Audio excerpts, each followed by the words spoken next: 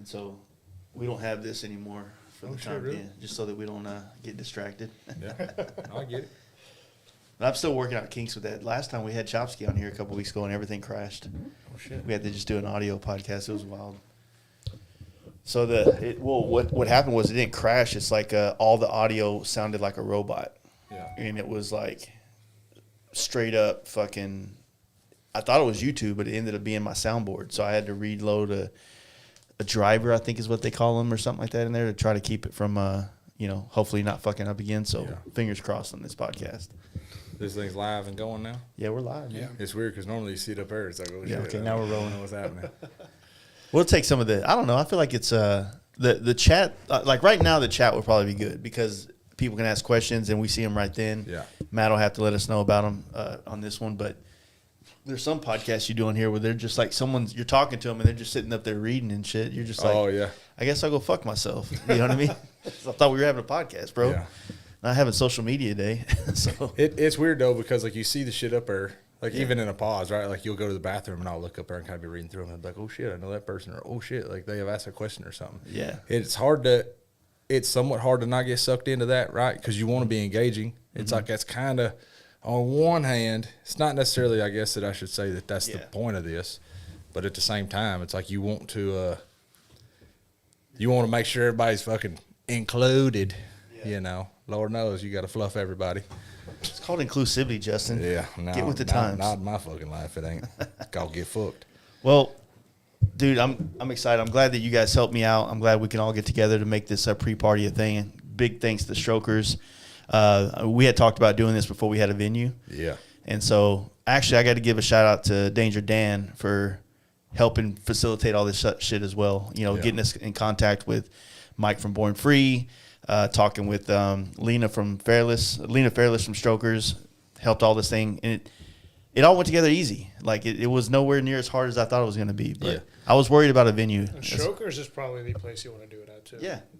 Yeah, because I feel like they benefit, too, in the way that, like, you have these out-of-town guests coming to town, and they get to see and talk to, or, you know, they get to see the Strokers, which, you know, that's our legendary biker bar here in town. Yeah, I mean, you know what I mean? So having an event there, you know, of course, this is my first time being like a part of an event there, right?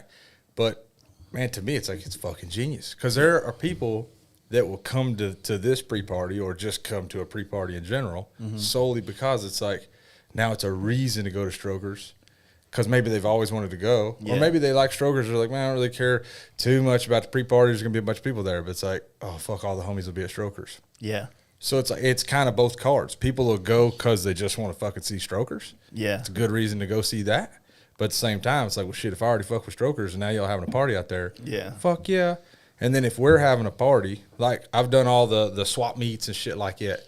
And, man, it's a huge undertaking too, as a small business, to say like, hey, I'm going to have an event. I'm going to host and have all these hundreds of people at my place. Yeah. I'm going to have beer. I'm going to have food. I'm going to have this. I'm going to have that. And, man, truth be told, unless you're a well-oiled machine at that, ain't no fucking way to make money doing it. You'll break even. You maybe buy yourself a case of beer at the end of it. You know, so to really, I mean, maybe it sounds crude. I don't want it to sound the wrong way.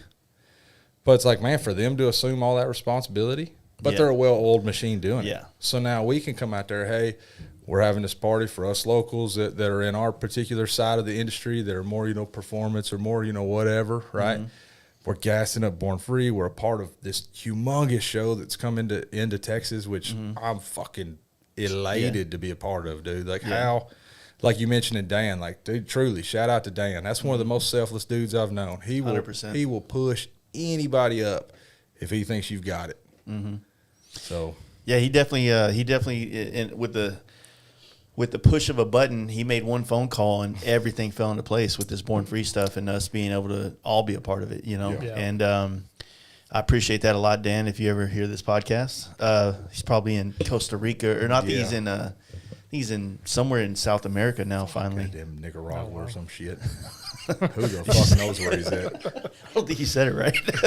God damn. I didn't hard R. Anyway, But no, yeah, big shout out to Dan and all that stuff. But, dude, it kind of crept up, man. Like this whole party, it's like, it seems like a month ago we were just like laying down a couple like text messages or group messages on the gram, just like, hey, here's a half-ass flyer. I mean, the word's spreading around, man. I've seen people repost a flyer over and over again. Oh yeah, even non-local people. Big time. And it went from us talking about like we had this half-ass flyer to like, all right, when do you think we should launch it? To like, oh shit, Born Free launched it before us. Oh shit, like fuck it, let's do it. And then as soon as we put it out there, it's like it was here. Yeah, I kind of felt like, okay, we're gonna put it out there. We got 3 weeks to promote it. We got all this. We launched it, and now I'm like, shit. We've got 2 individual bikes that have to get done for it, and we're drowning. Ugh. Yeah, Jeremy sent me a picture of Jetty's side. Yesterday. Yeah, in his hand. So in Pennsylvania. It's stress level is beyond. We've took on this performance bagger build, and man, kudos to Brody on that one. He just happened to be right place, right time, the right conversation with the right dude, and just it hit. And yeah, I saw the story. It had everything that's everything in the drag. And like book. this is how kind of from the hip it all come about. The dude calls the shop phone. He's like, "Hey, is Zach there?" And I'm like, "No, there ain't no Zach." And he's like, "Short dude, like red beard, thin hair, like kind of describes Brody." And I'm like, "You mean Brody?" "Yo, yeah, that dude." I'm like, "Oh, yeah, he's here." First time somebody's ever called for somebody else on my phone. I'm like, "Here you go." I hand him my phone. He gets off and he's like, "Hey, this is the dude I was telling you about. I talked to him. He got a new ST. He wants to go crazy with it." Well, goddamn, he wasn't playing. I mean, it went from like, "Are you guys interested in doing this?" to full Olin's inverted front, Olin's rear. I mean, it's just going crazy. And now we got a whole trash turbo. We've got everything. Wow. Baker transmission, full drive side. I mean, it's just shit's going crazy. Yeah. And he's wanting to know how fast he can have a whole carbon body and how fast he can. I mean, it's just he's ready to fucking party. Yeah. And it's like, oh man, it's everything I've wanted. But you know how it is, man. Yeah. You know how it is. You got all these things you got to keep going. And you've been wanting this one thing so bad, and you get it. And now there's this hard choice of like, shit, I can't just pause everybody because nobody else deserves that just because somebody else has got the money to party. But you can't miss this opportunity either. So right now we're day and night swinging for the fences. Yeah, that's the hard part about business, instead, especially like. Not that your business is young, but during that establishment period of I would think the 10-year process, 10-year I'm period. Young still, yeah. You kind of got to do a lot of shit like that, but you always got to keep in mind this ain't forever. Yeah. I'm not doing it like this forever. Once, once I feel ready to slow down and do things on my level, and that's the only way I offer it. Yeah. People respect it. I'm excited to work with other brands. You know what I mean? Like working with you on this, and then to, like I say, to have our names attached to something at the level of Born Free, to something with the name and the reputation of Born Free, to now for us to all be a part of that. Yeah. The main thing when all this came about, I mean, me and Paul talked about it at one of their bike nights earlier in August, I think. And all I wanted to do was try to create something that wasn't necessarily a fast life thing. You know what I mean? Like, I didn't want to be like, hey, this is the fast life pre-party for Born Free. I just felt like it would make more sense to kind of bring all the brands that are a part of the more performance side of this scene up here in Dallas together to promote this as we're unified in that aspect. You know what I mean? Texas scene. Yeah. That way it's like, like I said, I mean, don't get me wrong. Like, I got millions of plans. Like the fast life is designed that way so that the next word can be whatever the fuck I want it to be. Fast life cell phones, fast life realty, fast life massage service. Like, I got it all. Fast life abortions. I mean, we're doing it all. So this escalated quickly. No, I'm just fucking with you. But that's the concept. So it's like whatever, the Fast Life podcast, Fast Life visuals, Fast Life camp out, I want to get more into events and things like that, because now that we're getting a bigger following, and with this podcast being, I guess, man, like to take a tangent real quick, like it's been a hard thing for me to kind of transfer from being a guy in a shop that has a competitive nature with everybody that's building bikes and painting bikes, to realizing that my job now is to promote those guys building the bikes and not compete against them. And so it's still there. Like it's still a little fire in there going, I could do that. I think I can do it better. You know what I mean? Like we all say it in our head, right? Yeah. But to know that, okay, if I chase that instead of promote that, then the podcast suffers, because the podcast can gain from supporting your build and your events and things like that. So it's kind of like this transition of getting not out of painting and out of working on my own bikes and things like that, but more so promoting in the scene, the industry and all that that's priority. And then free time I paint.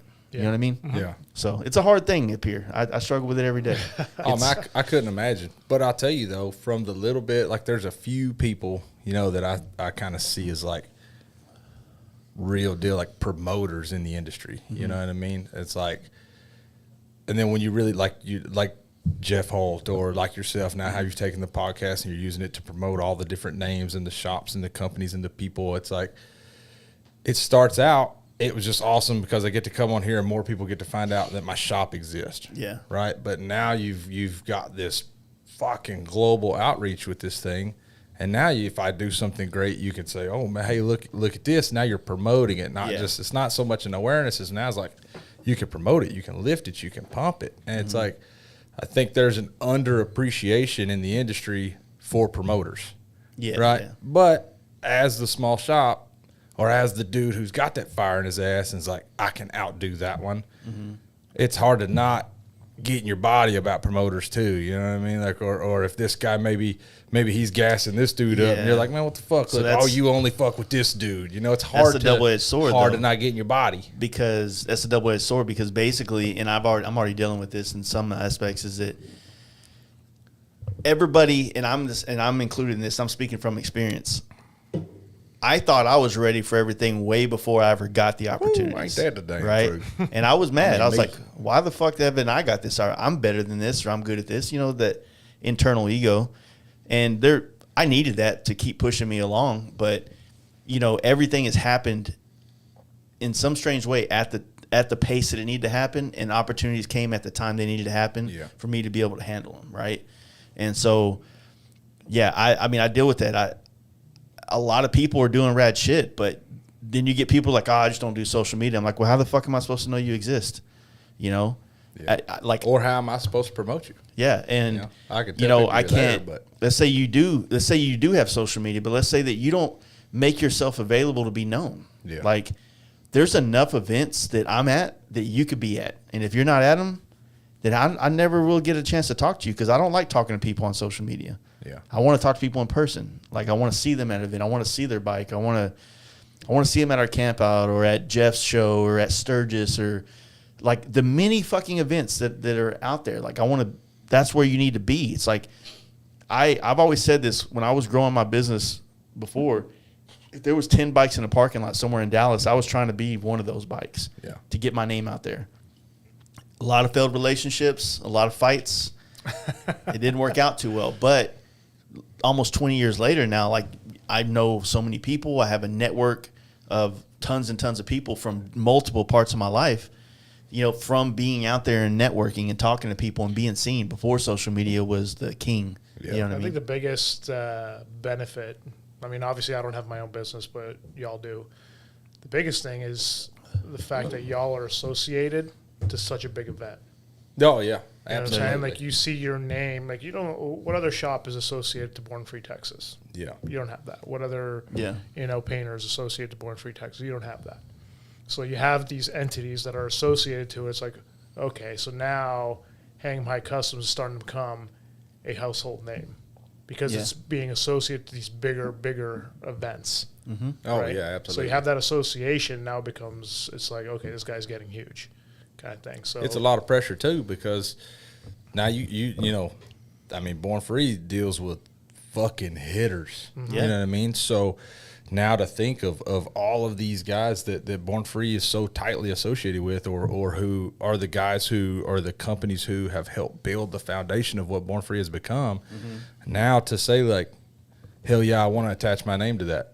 Now there's a fucking bar set. Yeah. And if I fuck this up, if we fuck this up, like it can crush you just as low as it could lift you. You know what I mean? So it's yeah, I mean, no good opportunity is easy opportunity. Oh, absolutely. It requires It's fucking scary, work. Though. You know? It's scary. I've never really attached my name to anything.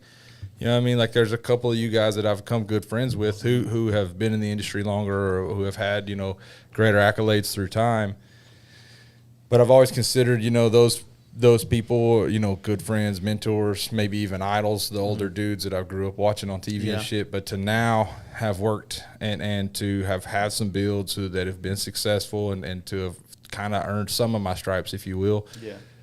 To now be at a place where my shop and our work can be associated with such a big name, it's like, oh man, don't fuck this up now. Like, ooh, don't fuck this up now, because it means so much to me, you know. Yeah, when it's kind of like when the spotlight's on you, you don't want to. Yeah. You don't want to let the viewer down or anybody down. I mean, and I'm not saying that just because we got attached to the pre-party that, you know, everybody's, oh shit, it's hanging my custom, whatever. But inherently, like, to me, it is, man. The second I said, hell yeah, I want to be a part of this. Hell yeah, I want to toe the line with something as big and it's something as great as Born Free.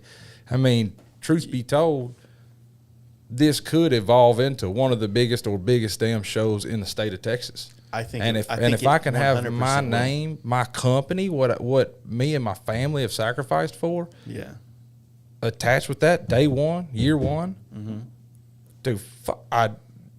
What an honor for one that they would even allow me to do that, or that, you know, Dan thinks highly of us, you know, highly enough of us to say like, hey, I will vouch for these dudes, and for them to look at us and go, these guys are all killing it. Yeah, come on, y'all do it. Let's go. Yeah, like that's huge to me, and so I don't fuck it up. I don't squander that. That's a good thing you just said, because, you know, I never thought about that, but, you know, Born Free California is a 30-something thousand attended, you know, event. 30,000 people attend that thing. Now, on the scale of it, I mean, I think Lone Star Rally does 100 or something like that, but it's not the same, right? Yeah, it's a different scene. It's a different thing. It's not even. I mean, it's not even so much the scene. It's just it's a different thing altogether. Like that's a rally. People go to the rally to party. It's all weekend. I didn't mean to step on you. My apologies. No, you're good. But people go to Born Free because of there's builds that are going on all year long that it's their first chance to fucking see them. It's this one day, very unique, very, you know, private special party. It's just like this. It's built its own little legendary legacy, you know what I mean? And for it to now, even if it holds California and it does Texas as well, or maybe it evolves and Texas becomes its fucking home, you know what I mean? Like, you goddamn right I want to be a part of that. You're goddamn right I want to be one of the stones in the foundation of that. I mean, like this year they're not they're not doing like this year Born Free for Texas isn't doing, you know, invited builders. Like it's more of just a show, right? It's a warm up. But think about that. Like, what other? I mean, other than maybe being invited to the Brooklyn Invitational or something like that, I can't think of too many other things that have any higher standing right now to be an invited builder or something. You know what I mean? Mm-hmm. So, or to win it or whatever the case may be. Like that's probably the best thing. I mean, don't get me wrong. Like Sturgis has plenty of shows, right? And not to take any thing away from those shows, but Born Free has like this little allure to it, like to be an invited builder, and there's a finite amount of you for that year, and it's not. I don't know if it's really about like winning that thing as opposed to more like going out there and putting your ass in it. You know what I'm saying? And I viewed it as a individual builder myself all these years as like the invitation to a show of that caliber. That's the fucking win. That's it right there. Who wins it at the event. I mean, that could be based on a lot of different things. And I'm not pulling the old fucking dudes pick their buddies. Yeah. Right. But it just depends on who the judges are. It depends on what's fucking hot this year as to what bike might hit the best. Mm-hmm. But the fact that you know someone as a builder gets picked to do a build to or bring their particular build to something like that, I mean that's huge. That's huge. And not so. Yeah, absolutely. Born Free, without a doubt, because that's what we're talking about. But like you said, I mean, there's so many others. You know, I've always viewed like Mama Tried as one of those like big, same. Like if you get invited to that, like your bike fucks. You know what I mean? Like me and you have drunkenly in either your shop or after these podcasts have talked about it so many times over the years about how given the opportunity, like there's guys of us that will fucking put everything that we have, right. We'll put the whole life on the line for it. And then, you know, of course, not talking shit, but there's a lot of people out there that get opportunities every day that squander them. And they keep getting them and keep getting them. And we're like, dude, just put me in, coach, please. Yeah, that's you know what I'm saying? Yeah, there's a reason we have that conversation drunkenly off there. I'm not saying we got to talk about it. Like I'm just saying, like it's one of those things where I'm gonna keep my fucking muzzle on right now because I'm gonna bite somebody's fucking feelings. I do well when I'm like asked to do something. Like, hey, we really like what you're doing. We want to, you know, have you do something for this event. Don't get me wrong. Like I get asked to paint thousands of things for thousands of charities and like small bike shows and VFWs and all this stuff, which I appreciate the offer, but I just don't have the time to be able to do all those things. But when Michael Lichter hit me up to do a helmet for his Motorcycles His Art show, I'm like, hell yeah. Oh, yeah. Like to be a part of that is 100% like something that I'll, you know, that means a lot to me to be in that room with something of mine, period. So there's certain things that like, you know, it's not about advertising. It's not like I'm doing this because I want to get business off of it. I'm doing it because I appreciate that man and what he's done. Yeah. And this is my way to pay that back by being a part of his event. And yeah, it means a lot to me. Just like we were talking about how when you got that shot of you from Lichter, like it means a lot. Dude. You know? Weren't you an easy rider? Yeah. Yeah, man. You got something over me. I told my old man when I was a kid, you know, he's always got Easy Rider, and I told him when I was a kid, you know, man, someday I'm gonna build a motorcycle, I'm gonna be in here. You know, he's like, okay, cool, you know, nice story, bud. You know, just kind of that pat on the head and send my ass on down the hallway, you know. And here it is all these years later. You know, I built that bike from the ground up in 28 days. Yeah. And then I'm on the bike that I built, photo by Michael Lichter, Easy Rider, on Highway 13 that leads to you cross 79 and the next road is 139 runs all the way to my house. So it's a road I grew up on. So we talk about you don't make no turns. You run this motherfucker all the way to the house I told him I was gonna be in that goddamn magazine. You know what I mean? Like that's cool. I fucking signed it. I bought one. I signed it. I fucking first class mailed it to his ass. Here you go, old man. Merry Christmas. Badass. I told you, ass. I used to. This is a tangent, but you just reminded me of something. When I used to travel back and forth to NorCal a lot, I still do, but like riding, I'd go visit all my friends that have shops up there. And back in the day when it was all big wheel bagger shit, I used to have a lot of bikes in those magazines. And every time I'd come over there, I'd just open up those magazines and sign my name on all the features that I'd have. Yeah. And then I'd leave them open on this table, like on the table. That one I signed for my old man is the first thing, you know. First and only thing I've ever signed, but I just told myself like I got someday it's gonna be worth something. But it was just my kind of like a, not necessarily like a fuck you, you know. It was like a goddamn it, I told you ass, damn it, told you, you know. No, that's awesome, man. But yeah, so actually, that was my surprise. Michael Lichter's coming to the pre-party to shoot it. Ooh. So I view Michael Lichter as like in photography of Harley Davidson. Yeah. I see him as like the David Mann of painting Harley Davidson. 100%. You know, I mean that's my equivalent. Like to have had the honor to have ridden with the people that I was riding with on that particular ride too, because there were some builders that I've idolized for all these years. But to see how he does it, to see him get on the back of a motorcycle, sit backwards, legs hung over the damn saddlebags, camera lenses hanging everywhere. You know, it's like he's hanging off the side in a turn, and he like preps you before you start your ride. He's like, okay, this is the formation I want you guys to be in. And when I tell you, you know, switch, this guy goes to this position, like everybody falls, tink, tink, tink, tink, tink, tink. Like he's got this rhythm of how. Yeah. And that way, every time he's taking photos of whoever's the point man, he's getting. Like when you fall out of the point man position now, as you fall back, you're switching positions every frame as there's a new point man. So it's like you're in a shit ton of pictures. Yeah. You know, even if you're not the primary focus. Yeah. It's so neat how he's figured that out. How he's figured out like this weird figure eight rotation gets you in every position of these 4 frontal riders that he can frame. Yeah. You know, it's just such a beautiful art. And that dude's really just out there fucking hung off the side, ready to get his head clipped, you know what I mean? Yeah. He's committed to that shit. Well, I mean, like I said, he's done such a great job over the, last 40 years, essentially capturing the motorcycle scene and industry. I mean, because technically what we're about to be doing is the scene, you know what I mean? A party. Yeah. I guess it's industry too, but it's important. Nobody else is doing it though. Well, scene is industry. Yeah. The industry's driven by the scene. Whether we like it or not, it's just how it fucking is. Yeah. That makes sense. You know, what's hot drives the fucking industry. And the scene tells you what's hot. 100%. I agree to that. I always try to separate them. I don't know. I hate that. Don't get me wrong, but it's just a hard fact that I feel like I've I guess recently kind of just come to just acknowledge it. Like, okay. I guess the way I would say it all the time, and I'm actually agreeing with you, so I'm just trying to throw like my thought process before. It was a way of saying like the scene is kind of like what you guys are doing at the bike night, right? Mm-hmm. And then the industry is kind of like what you're doing in your shop. So it's like in the shop versus out there with people. But it makes more sense because it is driven by it's a circle of life, if you will, like you said. So tomato. See, what I'm stoked about is the fact that nobody else is doing what we're doing, what's being done at Strokers this week.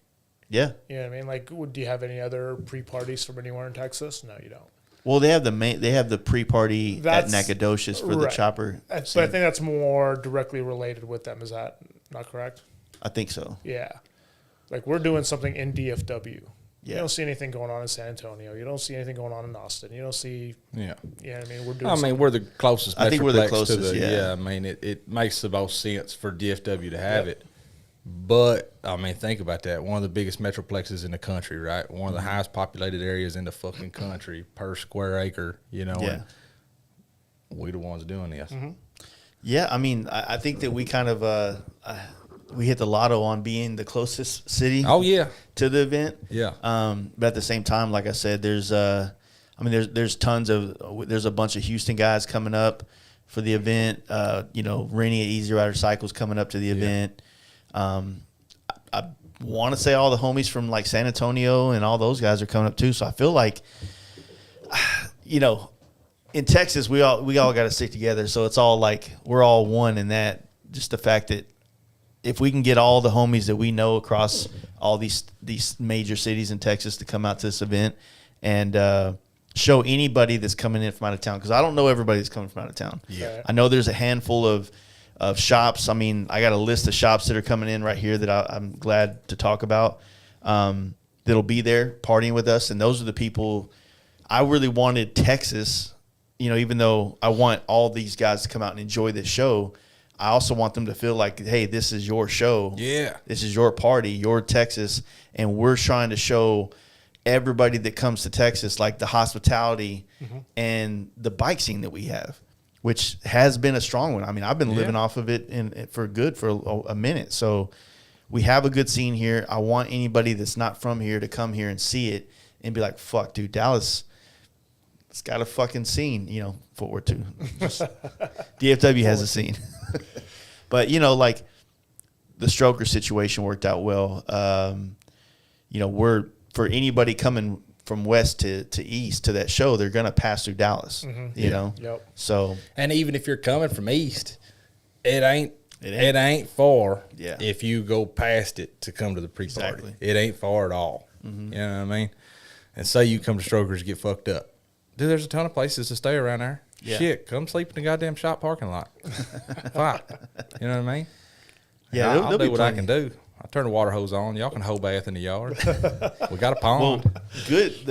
The also good thing is like we're probably going to have the one amazing week of weather that we're going to have before it's freezing or whatever. Yeah. So I think we're looking at 85 during the day and like 50 high 50s, low 60s at night. So you're looking at perfect camping weather. Good enough for a fire, Yeah. but like warm enough to not be uncomfortable. Yeah. Were you about to say something? Well, I was going to say Tuesday was like 30 though. So Well, that's this Tuesday. for the low. Yeah. But no, like the pre-party is supposed to be 85 degrees during the day and like 60s at night. So it'll be a good brisk ride home. Hoodie weather. Perfect. You know what I'm saying? And then what was it? The weekend, the Born Free weekend camping, dude, it's perfect weather to camp. Yeah. And the weather, there's no rain in the forecast anywhere. So yeah, it's still I'm gonna knock on that's wood. real wood. This is part of You got that IKEA shit in here? I don't know. This Facebook That marketplace. particle board. It's heavy as fuck, like it's real solid wood, but it ain't. It's full of something. I know, man. I'm real excited about getting everybody together. Yeah. You know, it's very rare when you have an event where everybody's at. You know, everybody shows up. And I mean, if you think about it, if you just took the people in DFW alone, like the people that come to your bike night, our bike night, that we all know, that don't go to anybody's bike night, if you put all those guys in the parking lot, I mean, we're looking at 300-400 fucking people. Easy. You know what I'm saying? Easy. Mm-hmm. So, I don't know, man. Like, I don't know. That's what I'm mostly excited about, for me, to be honest. It's just seeing everybody in one spot, hanging out, doing our thing. I mean, your campo, that's a good example of another place that happens, right? So, I mean, that's what I'm looking forward to the most. Is, I mean, you see people here and there, you know, certain things, like certain bike nights, a Dallas one, the Fort Worth one, whatever. You see them here and there. You run into people at his shop, you know, whatever the case may be. People you haven't talked to in forever, you just see on social media they're up to something, whatever. But like, it's events like this that brings everybody out, and that's what I'm stoked about the most. Yeah, exactly. So, I mean, as far as like shops that we got coming or just brands, I mean, we have Simpson, obviously. I had to drag my boy Scott out. Oh, have to. So Simpson will be there. We got Lindahl Brakes coming right. up, and they're actually they're bringing Eric Stahl, which is a Jiffy Tune. He's one of the Moto America racers for the King of the Baggers, and his bike for that will be on display up there, so everybody will be able to check out a legit, actual track bike bagger in person. We got Thundermax, our boy Millhouse. He'll be the MC of the event. So he'll be on the microphone, and I just called Strokers, and we actually need, if anybody can get us one, we need like a little, like, you know, those like almost like karaoke systems where it has a speaker and like a microphone situation. Yeah, I know what you're talking about. So if anybody has one, let us, holla at your boy, because I don't want to have to buy one for this one event. You know what I mean? Hell no. But so yeah, Thundermax will be there with Millhouse to basically help keep the fun going. We got FXR Division showing up, Big Chris, Justin, and then also Brian TBJ is riding with those guys. Yeah. They're riding from Phoenix to Born Free, and they got a nice little Airbnb right by Strokers. I'm hoping it's in a nice part of area by Strokers, because it's a little hood over there. But so they'll be there, and Steve from Speed King Cycles is supposed to be there. Yeah. He's like 70-30, but because he has to go set up at Born Free and then come back. Yeah.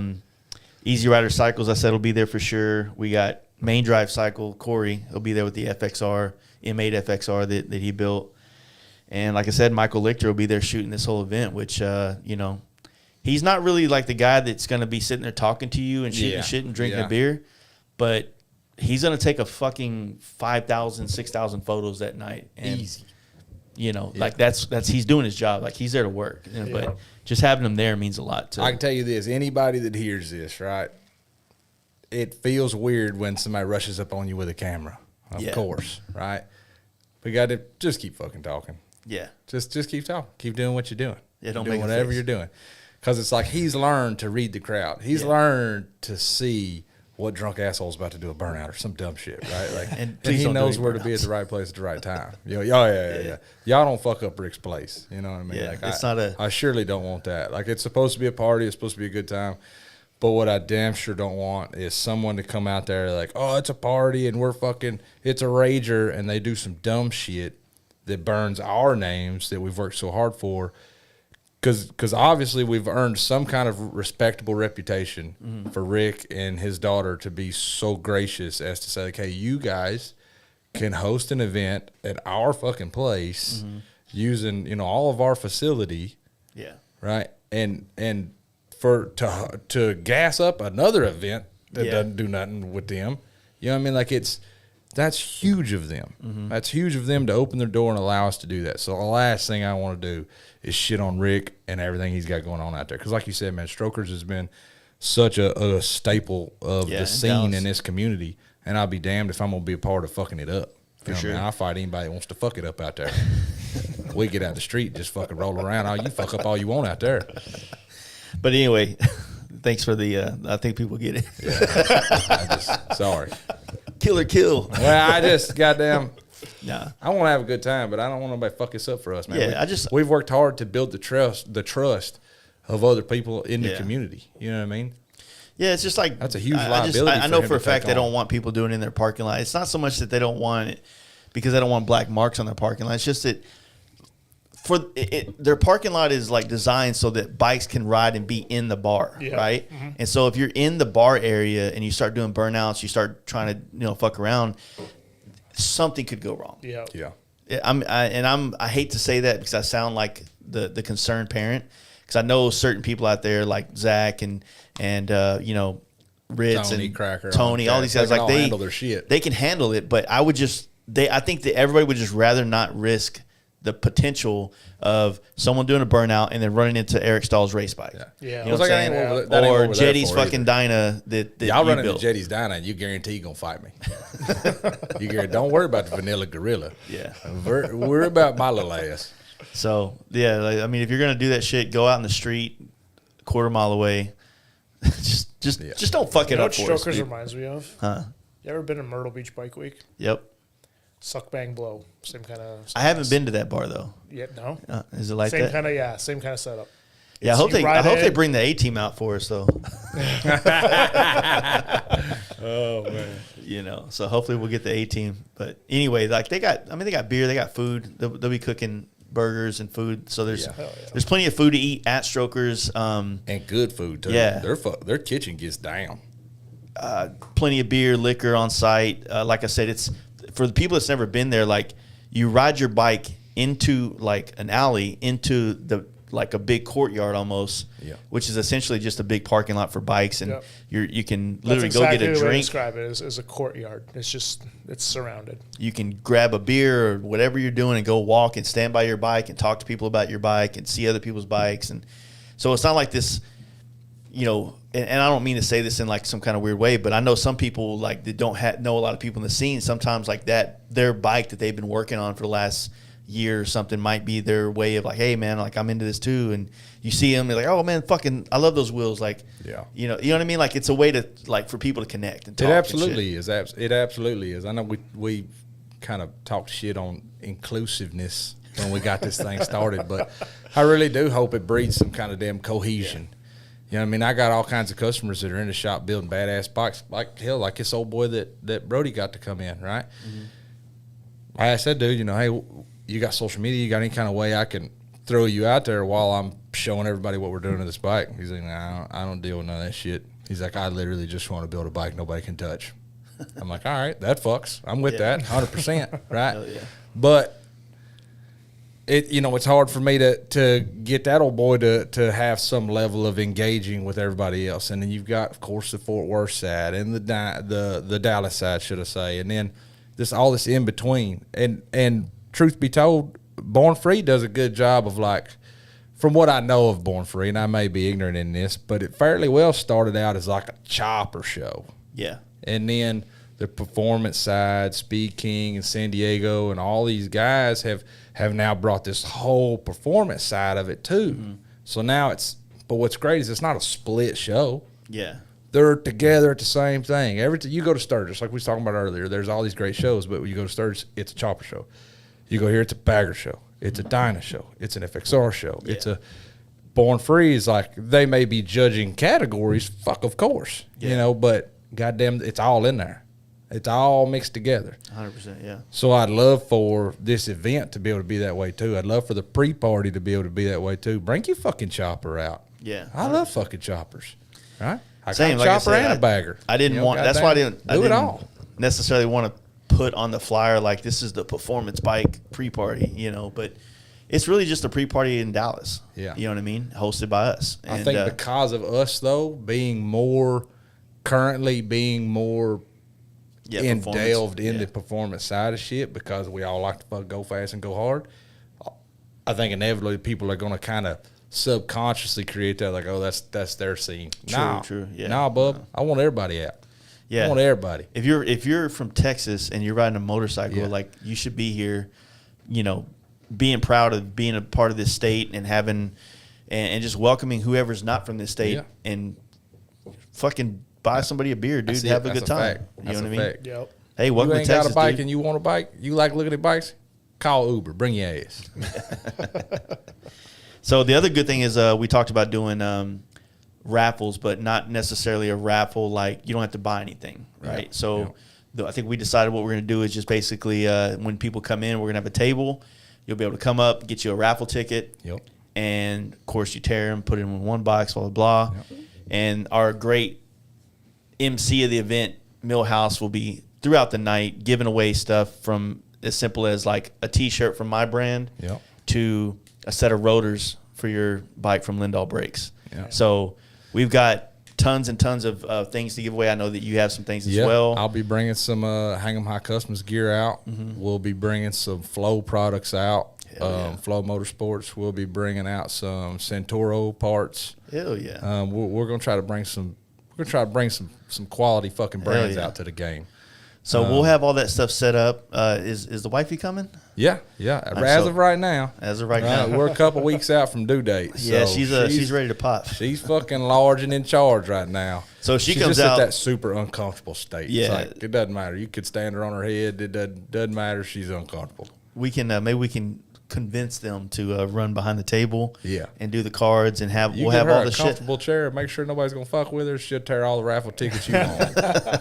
I promise. She ain't got to get up and walk around. She can be off her feet. Yeah. She'll be a raffle ticket tearing fool. Fuck yeah, that's what's gonna happen Y'all right having there. another boy? Yeah, John Wayne. Shit. John Wayne Kelly. It's my two dads' names and her dad's name makes John Wayne Kelly. No bullshit. That's wild. Yeah. Guess no women, no girls in the future. Huh? No. Just breeding. done after just this breeding fucking savages, Bubba. That's it. Just fucking savages. The world couldn't handle me as a fucking girl dad. I'm certain God Himself protected y'all. Yeah. Everyone. That's fair enough. Yeah. I got lucky, man. 1 and 1, and I'm done. Yeah. But that's honestly kind of. I never really did. I won't say didn't want kids, but as a young man, that wasn't really my goal, right? But then when I got into it, I was like, well, shit, if I can have 1 and 1, like, I'll be good. American dream, right? Did it all. Now 3 boys in, I'm like, that's it. The homie Brad's got he's got a gang of girls. Can't get a boy to save his life. Shit.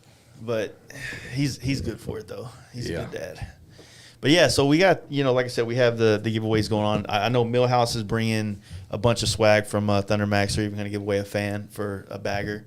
So it might be kind of difficult to, hopefully, with the ticket for a bagger. Like the Flow products and the Centauro products that I'm going to bring out, it'll be more of like a gift certificate, if you will. Yeah. Instead of bringing I'm bringing MX pegs and you got a fucking bagger, right? It'll be a gift certificate for a set of Flow foot controls, if you will. That'll fit whichever bike you're on. Yeah, exactly. Or a brake arm. The same thing. Like a brake shifter linkages, whatever, right? So that's what we got happening with Lindahl and Simpson. So Simpson's going to give away a helmet. So basically, when you win the helmet, then basically you'll turn in this gift card or whatever the case may be to get whatever helmet and size you need. That way you're like, oh shit, I want a small helmet and I'm, extra large or some shit. And most of the Flow and Centauro products for us here at Hang 'em High Customs, those are all coming through Hard Drive, Western Power Sports. Yeah. So Anthony, my rep at Hard Drive, I told him about the pre-party, told him about what was going on. Mm-hmm. He's going to be coming out with his wife, or at least trying to, as long as their schedules line up. And man, right away he jumped on board. He was like, hey, I want to be a part of this. He called whatever the Western, like the West Coast Hard Drive rep is, who sponsors the California Born Free. Mm-hmm. And he was like, hey, what are you guys doing out there? How are you guys, helping or promoting or gassing this up? So he called me back and was like, this is what they're doing out there. This is what I want to do out here, right? So it's been huge to have Hard Drive be a part of that with me. Try to reach out to Drag. Drag was kind of limited on what they'll do for outside events, outside of like my business, which is something I was kind of unfamiliar with. And then Tucker just really didn't seem to have a ton to offer with it, So right now, hard drive's been the one that's really come in to support my shop and support our moves moving forward. My good friend Marty, he's like the main sales manager for hard drive now. Yeah, up there in Boise or whatever. So he used to work at Electric Lighting. Oh, fuck yeah. I should have reached out to him. I didn't get a chance to. Dude, I've been on the phone all fucking day with people. Just lining this up, lining that up, blah, blah, blah. Man. This whole list started getting ran out this morning, and making sure that, everything was covered and, trying to figure out last minute things, because I also wanted to be able to call Lena Fairless and be like, hey, this is what we're expecting. Yeah. Because Rick called me about a week ago and asked me hey, how many people do you think are going to show up? And I was like, man, on a low side, 40 people, maybe 200, somewhere in that range. And then after the last couple of days of people talking about it, and then of course going to the Rancho Terralingo this weekend, people there was talking about showing up. And so I called her back and said, yes, I think a minimum of 100 people will be there, but maybe 400. Yeah. So we'll see how that goes. I mean, like I said, it's just, if you're around here, it's going to be the most perfect weather to ride in. Yeah. Right? There's really no excuse to not be there. Yeah. I mean, fact. Like I said, I don't want to ultimatum people, but I mean, just think about it, man. This is our time to shine. We got one of the biggest fucking photographers in the motorcycle industry out there shooting it. We need to be. Bring your bike out. Bring your chick out. Yeah. Goddamn. This is the time. Unless you're in a fucking coma, you need to fucking be there. Yeah. I mean, if you go to any bike night, the Tuesday bike night, the Thursday bike night, wherever the fuck you go. Yeah. I mean, that's the night to be there. Yeah. Well, and there's guys that work weekends and shit like that. Maybe can't go to Born Free. Exactly. This is a huge opportunity for you to still be able to engage with all the companies and brands and things like that, all the shops and the builders that are coming from all over the country that you otherwise would never have a chance to meet. For sure. You know what I mean? It's a huge opportunity. We call it the pre-party, right? Because, I mean, that's what it is. Everybody's getting together. We're having a good time. But it's a huge opportunity for you to come out, shake hands, have a beer with somebody maybe that you've either idolized their work or admired what they've built, or maybe you just fuck with their products and you want to say, hey, man, look at my bike. Hey, look at what I've did with the shit you built. Honestly, if you're a shop, man, if you're a builder, if you're a garage builder, you're a shop, you're anybody out there that's like what we were talking about earlier between what we were talking about, it's like this is an opportunity to bring your bike out or whatever you do to be seen by people. So, it's a low-hanging fruit situation. You don't have to pay to be there. You're going to have a lot of potential customers there, plus a lot of different brands I'm sure that you follow or fuck with on some kind of level of respect. So it's show up and be, make yourself known. Don't do something stupid, but, hey, how you doing? I'm fucking so-and-so. I got one of my biggest opportunities in my career so far by waiting until the show was over. Wait until the crowd was done and the dude was done judging. He was done with emceeing the event. He was done with all that shit. So, hey, man, real quick, can I buy your beer and just chat your ear real quick? He's like, yeah, come on, man. Let's go over and have a beer and talk. That talk turned into a damn 3+ hour conversation, which months later morphed into one of my first opportunities to go to an invited show. Nice. You know what I mean? It's that one little... thing, if you're that dude that wants it, if you're that dude that wants, to get in there, anybody can start a motorcycle shop. Anybody can do all that shit. But the truth be told, when you start talking about the big shit on the big end, the big shows and the big side, the side that I think everybody kind of thinks the whole industry is, right? You've got the motorcycle. This is something I've come to learn. You've got the being a motorcycle shop in the industry.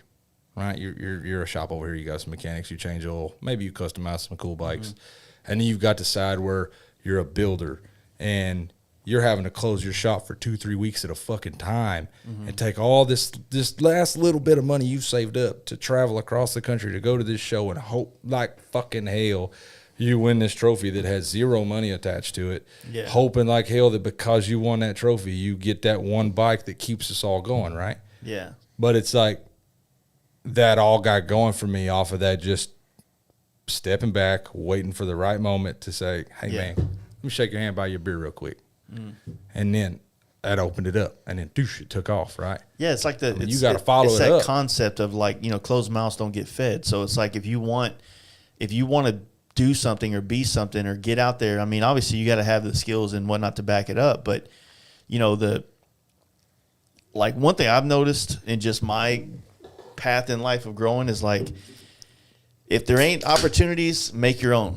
You know what I mean? Yep. So I'll, you know, like I said, if I feel like things aren't coming my way that I feel like I deserve, I'll figure out how to be undeniable in that situation, or I'll do it myself.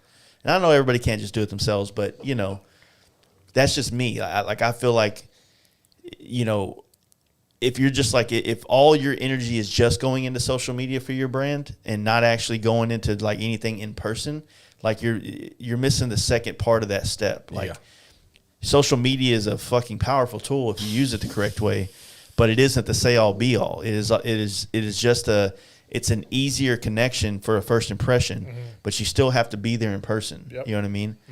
And it further goes on to this whole concept of like, you know, we've talked about it before, and I've kind of brought it up before. It's like, does it make more sense to build a bike for the gram or for in real life? Like, you know, if you're going to build this badass bike, I mean, obviously social media is the only way it's going to get around the world quickly because there's no magazine to do that. But don't you still want people to see it in person? That way, when someone's scrolling their Instagram at bike night and someone says, "Oh, I fucking love that bike," and the dude's like, "Yeah, dude, I saw this thing in Daytona. It was fucking amazing." See, it's funny you say that because I, prior to coming here, I met Justin at his shop, and we rode up here together. And I walked in that shop, and it was the first time I saw Jetty's bike in person. And I mean, I've seen it in pictures, so I can plenty of times before, reposted it, did whatever, you know what I mean? Seen it plenty of times. 2.0, boys. And I fucking walked in there, saw that motherfucker. I was just, holy fuck. Like, it's a different impression when you see when you see it in person. Yeah. Photos are great of it, right? And the photos you did of it, by the way, were incredible. Thank you. Right? Because it brings a whole new angle and it brings a whole new I don't know, put a certain flavor and flair to it. It put the bike in a different light, even to me, right? As the dude who fucking built it. But, man, it's just with the colors and what Jeremy did with the paint.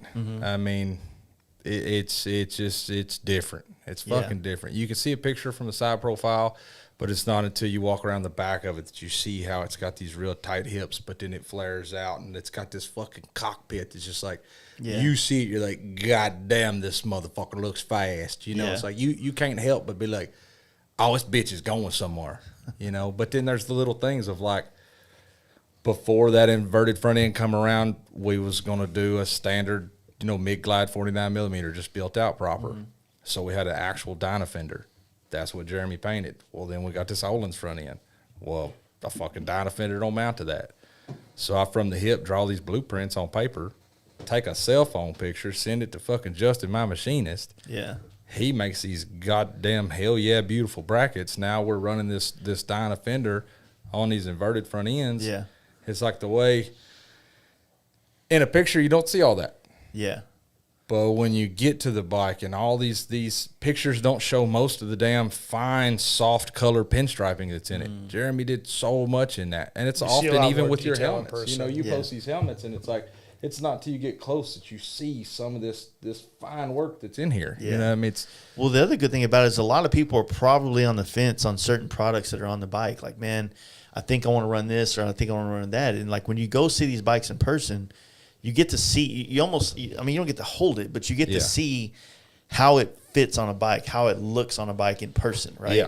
Not just a product on a table and a white background and, hey, you know, this is what it is. Like, yeah, exactly right. So you get to see it in actual use. And hell, you even get to see how it weathers. How, you know, how does the swing arm look whenever you run a short exhaust? Is it burning into the side of it? Or, you know what I mean? All these things come into play. And so if you're building a bike or thinking about building a bike or thinking about running parts, the best thing to do is see them in person. Ask the customer, ask the owner of the bike or the builder of the bike, hey, like, how do you feel about that swing arm? I know you're running it, but was it a great experience buying it? Did you feel like, you know, whatever the case may be, you know what I'm saying? Like there's just so much more information you can get from someone right there on the spot versus like going to a Facebook forum and, you know, asking questions on there, you know what I'm saying? So I don't know. No, I mean, it is. There's a lot you can figure out by that. Honestly, when Jetty told me he wanted to have Jeremy paint everything. Yeah. Yeah, the fucking frame's painted, the wheels are painted, the whole bike's fucking paint. Yeah. You know, and I was like, y'all lost your goddamn minds. Every fucking one of you. Ain't no way in hell I'm going to be able to build the bike that I want to build, right? A bike that can go border to border and not show up naked because all the paint popped off of it. Well, goddamn, it went from damn Palmer, Texas to goddamn Milwaukee, Wisconsin and back. Yeah. And it looks fucking great. Then we did a photo shoot on it. Yeah. Come back and y'all did the photo shoot. That's right. We did a touch up on some rock chips that had gotten, in the bike between there and there. But I mean, goddamn, you can't ride a full fairing, full lowers, everything 100%. On the interstate, literally border to border across the goddamn United States of America and not get a rock chip. Yeah, that's inevitable on bikes, man. Yeah. Like, especially with paint. We touched up the big ones to be ready for Born Free to really be able to show up and show out. There'd be a few in there, but at this point, man, I kind of see those as like badges of honor on a bike 100%. Like that. Because everybody sees all that and thinks, and it's not to deviate and be like talk about the build or anything, but just in general, people see a bike like that, and I used to be terribly guilty of it too, right? I did. When I was only doing choppers, I swore up and down anybody that had a bike like that just had a fucking big paycheck as it, right? Y'all just bolted all that shit together.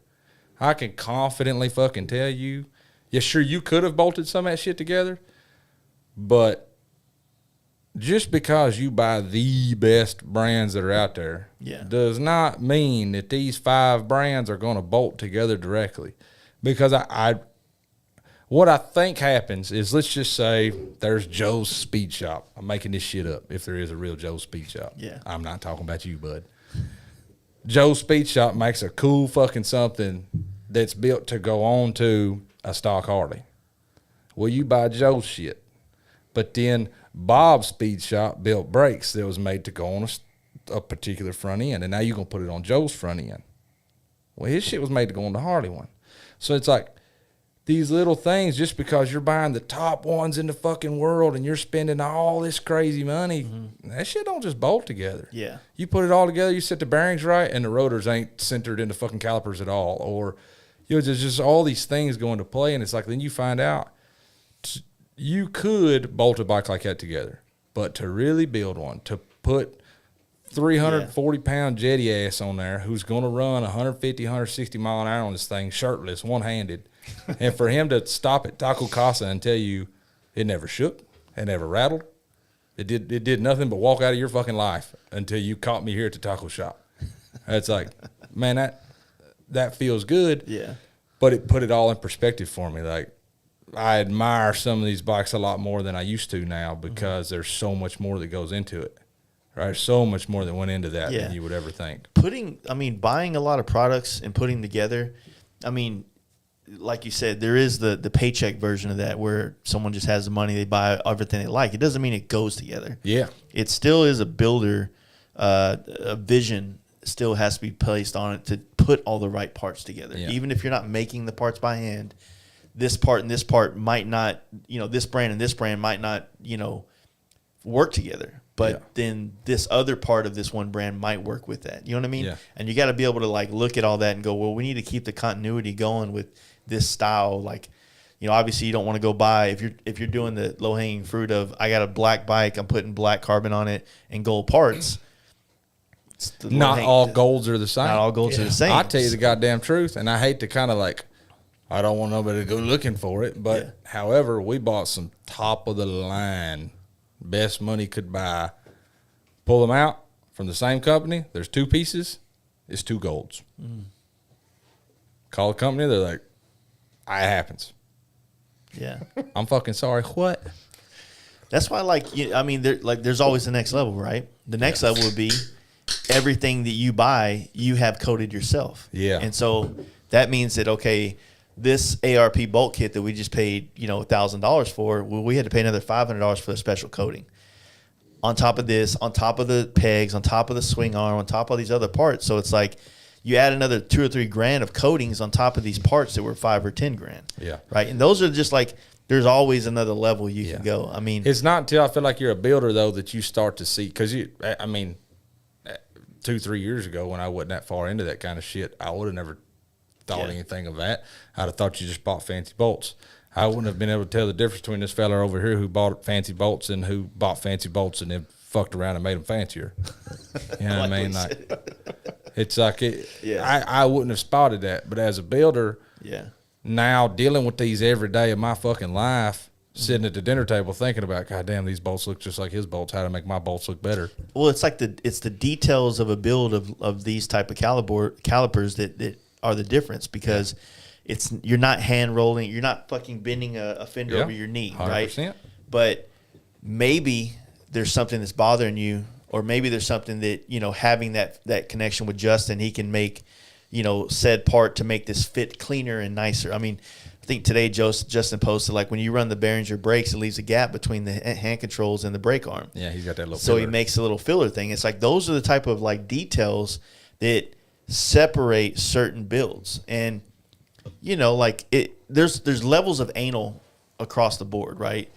I hope he doesn't listen to this podcast, but this dude out at this Terralingo run, he rode with us to the top of the mountain before I got that banger shot that I posted earlier today. And he was like talking about, oh man, I want to get my helmet painted, you know. But I asked this girl that I had followed on Instagram, and she was like, this girl that was painting on Instagram from like Montana, and he's like, she wanted $600 painting the helmet. I was like, I didn't even pay $600 for this helmet. And I'm like, well, you know, like I started like $2,000, dude. And he goes, oh man, I'd never spend that. I wouldn't spend that much on my bike. And I'm looking at his bike, and he definitely wouldn't have spent that much on his bike. But he kind of goes on to say a few things, and you know, like, there's nothing wrong with being that guy. Like, if he's out there riding, all types. Yeah, he's riding, so I respect the dude for that.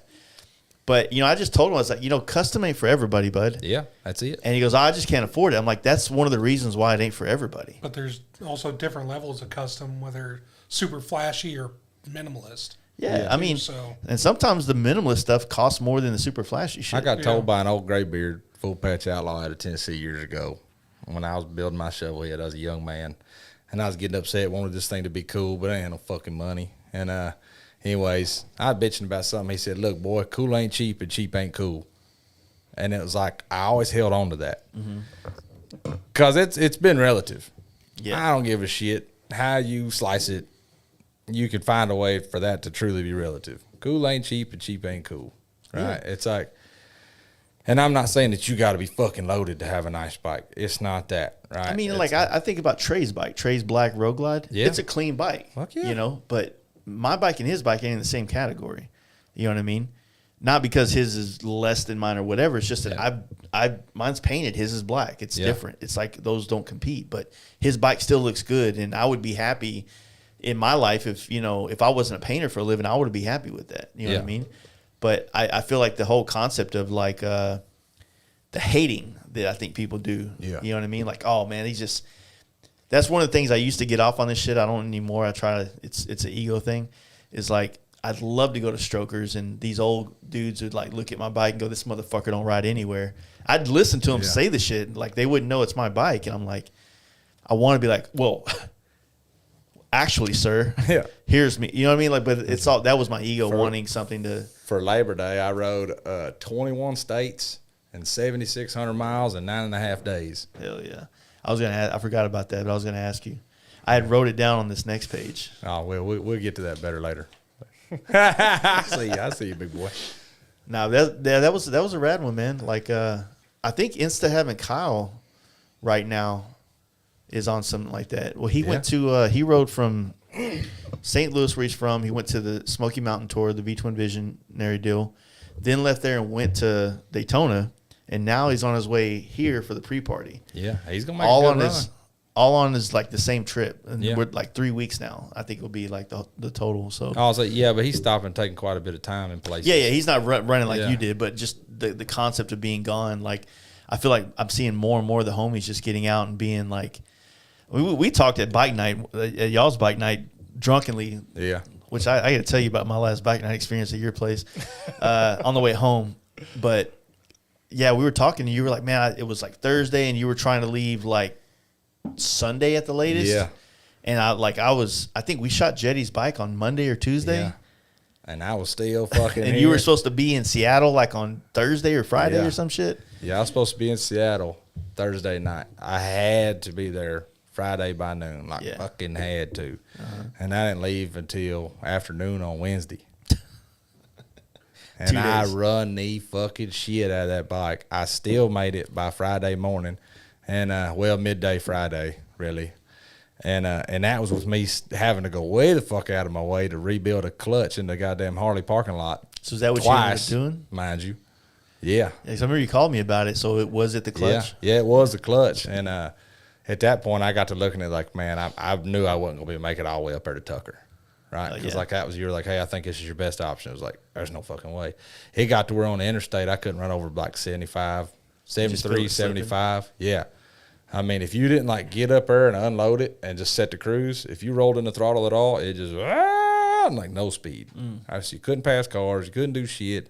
And now I'm getting up in elevation. So it's like, I was losing my balls. Yeah. So I wound up stopping. I call. Found out that, I forget their name now, but like Grand Canyon Harley, down in Flagstaff. Yeah. They were the only one in the state that had a clutch pack, Screaming Eagle clutch pack in stock. So I was okay, cool. I can drop south. I can make it there. Like I'll be on a prayer, but I can get there. So I get there. That's on my way there is when I realized I couldn't run really almost, really over 70 was like max. Finally get there. That was kind of its own debacle. I buy the parts. I'm going to do the job in the parking lot. They wasn't fucking cool with that. Come to find out, a dude who used to live here in Fort Worth, who was a customer of mine, now lives out there and works at that Harley shop. Like, just got hired on out there. Right? He's walking through, and he sees me. He's like, Justin? I'm like, oh, shit. What's up, dude? We get to bullshitting for a minute. He goes and talks to a service manager, and the service manager's like, all right, fuck, look. You can go out back behind this building over to the side, but, like, nobody can see you. The owner can see you. You can't make no mess on the concrete, nothing. I'm like, dude, that's cool, right? It's just like, if you don't let me do it here, I'm literally going to pull out of your driveway. I'm going to go 15 feet, and I'm going to do it in the goddamn ditch. But I'm doing this. So we can work together, or I can say, fuck you. It's how it's going to happen right now. But I'm building this goddamn clutch because I've got to make it to Seattle. I'm riding all fucking night, whether I drag you with me or not. Right. So he's like, all right, cool. Go back here and do it. So he gives me some boxes. We break the boxes down. I make a big diaper on the ground, rebuild the clutches. It was all burnt and contaminated in there, so I did it with the bike upright the first time. Do it all. I'm in a hurry, put it all together, button everything up. I'm like, all right, cool. We're ready to go. Fire the bike up, pull the clutch in, put it in gear, let the clutch out. Fucking nothing. Absolutely fucking nothing. I'm like, oh, God damn it. Was it a hydraulic or a cable? No, cable. Cable on a twin cam. That's a 15 Road King police bike. So I'm like, oh, man, fuck, what do I do? I'm like, how? I'm like, how? Doesn't make no fucking sense. So I see some pallets. I'm like, man, fuck it. Like racing motocross as a kid, we'd lay the bike on its side and pull the cover off and change clutches like that. Just lay it over on its side. So I got these damn soft pine pallets, laid them on the ground, and I laid the bike over on the side on the pallets so that my bike wouldn't get all fucked up. I bolted the primary and lifted it straight up so that I didn't lose any of my fluid. I didn't get my gasket covered in fluid. None of my gasket surfaces got wet. Set that over on the cardboard and then pulled all the clutches back out one by one. But as soon as I pulled the pressure plate off, I could see I had a steel on the front, not a friction. And I was like, son of a bitch. So I thought, well, I was in a hurry, and I like doubled my frictions or doubled a steel somewhere and got out of sequence. And that's what was causing me to slip. So I pull them out like fallen soldiers, right? 1, 2, I'm laying them all out, and I get it all laid out, and nowhere are there doubles. I'm like, well, what the fuck? Like I should start with a friction and end with a friction. But I had a steel on the face. I'm like, what the fuck? So then I start counting them. And I have 8.8, and I should have 8.9. I'm like, fuck. Well, when I did my old clutches, the way I pull them out, right, I'm OCD as hell, so even in the parking lot, I pulled them out like fallen soldiers. I scooped them all up like that, all the burnt ones. I put them in the same package that I took the new ones out of, put that in the same box, threw it in the dumpster. So I went back, dumpster dived, pulled them out, laid them all out, and there it was. It was 8.9 that come out, and I had 8.8 new. And that's all the same packaging. I know for a fact I didn't fucking lose one. So I went back in there to the dealership, says, hey, brand new package. I obviously ain't gone nowhere because my goddamn bike's in half out here. I'm not saying you fucked me, but this packet is wrong. It's 8.8. It should be 8.9. And he's like, that's the only one. I don't have another one. You don't have like a single friction laid in there. You don't like nothing.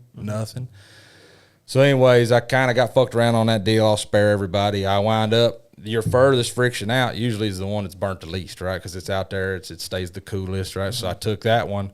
It was kind of smooth finished concrete. So I wiped all the oil off of it, scuffed it both sides on the concrete, cleaned it so I wasn't putting all that bullshit into my primary, cleaned it up good, put it back in there. So now I have my full stack height. So from goddamn Flagstaff, that's Arizona, right? Flagstaff, fuck all the way around the country, and then a few thousand miles since I've been home here. Because you went Seattle, and then you went all the way to Kentucky, right? Yeah. I went from here over to Flagstaff, up through Zion and Monument and all that. Then went all the way up to Seattle. Mm-hmm. I went north out of Seattle, went on up near the border, and then I come across Idaho, Montana, and then I come down to Yellowstone, and then the Teton Mountains, and come on down into Colorado, and then come back up, went across Nebraska, over to St. Louis, then down into Kentucky, then into Tennessee. And it was my nephew's birthday, his first birthday. Mm-hmm. And my dad, before he passed, rest in peace, he took all us boys on our first ride on his bike. So I went to take my nephew on his first ride. Mm. All right, so did that. And I was going to push on and go ahead and go out to the East Coast. So that way it was border to border, coast to coast, all in one trip, nonstop. I was banging the whole fucking way. And while I was there, his birthday was on the 10th. And then one of my dear friends that I served with, who was one of my team leaders when I first got in the military, he killed himself the evening of the 10th. Mm. Well, not knowing that, I woke up September 11th. It's pouring fucking rain, and I woke up to a text message that one of my platoon mates had killed himself. Mm. And it's just like everything come crashing down on me, man. It was like I couldn't. My wife and kids were there with me. They had flown out to be there for the birthday party, and it was like I couldn't do it. Oof. Couldn't fucking do it. I woke up and it was pouring, and it was like I just started to really shut down. I didn't really know what to do. It's like everybody's kind of, hey, what's wrong? It's like I'm trying not to open that fucking can. Yeah, you don't really want to talk to everybody. Because it's all going to come out, man. It's all going to come out. He was one of the first team leaders in my sorry. I'll spare y'all on that. But it is somebody I looked up to a lot. And so I just thought, man, like, it was a good run. I ain't going to the East Coast no more. Like, it's kind of like Forrest Gump. Like, I'm tired. It's time to go home now. Right? So, man, I just packed all my shit in fucking trash bags and tied it all to my bike. Told my wife, I was like, I'm going home. Mm. I'll be there when you get there. And she was like, are you sure? All right. Like, and I mean, it was coming some hell yeah fucking rain there in Tennessee. Yeah. And I wanted to take the ferry because the ferry was the shortest route to take the ferry across the Cumberland River. And when it's coming big rains like that, your floodwaters come up so fast because the way you got that runoff in the hills that the ferry will shut down just kind of like that. So I was running down to the ferry, and I kept seeing, a lot of debris in the road and shit. I was like, man, fuck, the ferry's going to be closed. But I got down there and the ferry was open. So I took the ferry across Cumberland, come on through Clarksville and on, come on down. But it rained on me pretty good ways on into Arkansas. But that was it, man. I woke up that morning and it was like, I kind of figured, goddamn, even God was crying, or Valhalla. Yeah. Odin himself was crying. Somebody was. And I just thought, what, man, like, can't nobody see me scream or cry or I did the same thing, throw a fucking fit inside this goddamn helmet. And that's what I did, dude. It was fucking pouring. And I rode I guarantee you the first probably at least, I ain't bullshitting, probably 3 hours, I had my fucking lens open the whole time. Maybe it's a sick way of dealing with your own rage or depression, but it's like that sting of that fucking rain and I don't know, it helped me just bury it all. It helped me just fucking pack it in there, man. Fuck you. Fuck all that shit. Just get on down in there. I got bigger things to do than fucking cry right now. Yeah. Yeah, it's heavy, man. Like, I know what you mean, though, about, like, I did the same thing whenever my grandfather passed. It was did a solo trip to California, and can't tell you how many times I screamed. Yeah. Whew. It's tough. Yep. I feel that. God damn. But it's a good place to be. I guess for certain people, like we all deal with grief in different ways, and for me, it was easy to do that alone. I'm not really I don't show a lot of emotion around my family, not out of choice. Yeah. I just don't. I lash out. I can't. Yeah. So for me, it was an opportunity to kind of like deal with like the first loss I've ever had in my life alone. Yeah. You know, on my terms and shit like that. So, yeah, I know what you mean. Just getting, I don't want to, I don't know. Hey, are you okay? Like, just leave me the fuck alone. I don't want to talk about it. I see it. You know what I mean? It's like people are like, do you need anything? I'm like, just leave me the fuck alone. Yeah. I just rather I don't want to piss anybody else off. You know what I mean? With my bad attitude. So, I know what you mean. I know what you dealt with. Or, I don't know what you dealt with, but yeah, I mean, I dealt with mine on my way, and I think it's similar in some ways. So we was at my sister's house. My brother-in-law was in the military too, right? So it's like I could kind of just softly be like, "Hey, this is the message I just got, and I love y'all, and I know that it's birthday happiness, but I'm gonna ruin this for everybody right now. And I already give my nephew his ride. So I gotta go. Yeah, right, and I just fucking it was pouring rain, and I just really fucking felt like." Man, is I guess as much hallucinogenics as I fucking took, and as much as I like to get right in the goddamn spirit world with Chavez and that big fucking chicken, it just I felt like that was my cleansing. That was my way to just go wash all that shit off, get back here. It was a good run. Like I say, it was just over 7,600 miles, 9.5 days, 21 states. Yeah, I'm all bragging about my 7,200 mile. I stopped in Seattle for 29-day trip. I stopped in Seattle. I was in Seattle for 2 days. I come into Seattle. I was there 2 days. Rolled out on that second one, and then I was in Tennessee for a day. You know, but ride times 9.5 days and just over 7,600. You fucking getting it, dude. No, I get it, man. It's I don't know. You did it solo for the most part, right? Most of it. I know you had somebody on it for a little bit. Yeah, right? You know, I try to. You know, the old triangle, right? Family, work, club. You know, I keep club things away from work. But when I left out of Texas, it was a club run up to Seattle. It was Club Nationals. Yeah. So I rode with brothers up to Seattle. And then coming out of Seattle, I had a couple brothers, and along the way, I'd drop them here, drop them there, and then eventually I broke free. Just south of the Teton Mountains, I broke free and was just solo after that. And I went on a little walkabout from there. And then, you know, run all the way across over to Tennessee and on back around to Texas. I run solo all the rest of that. Yeah, I dig it, man. I like riding.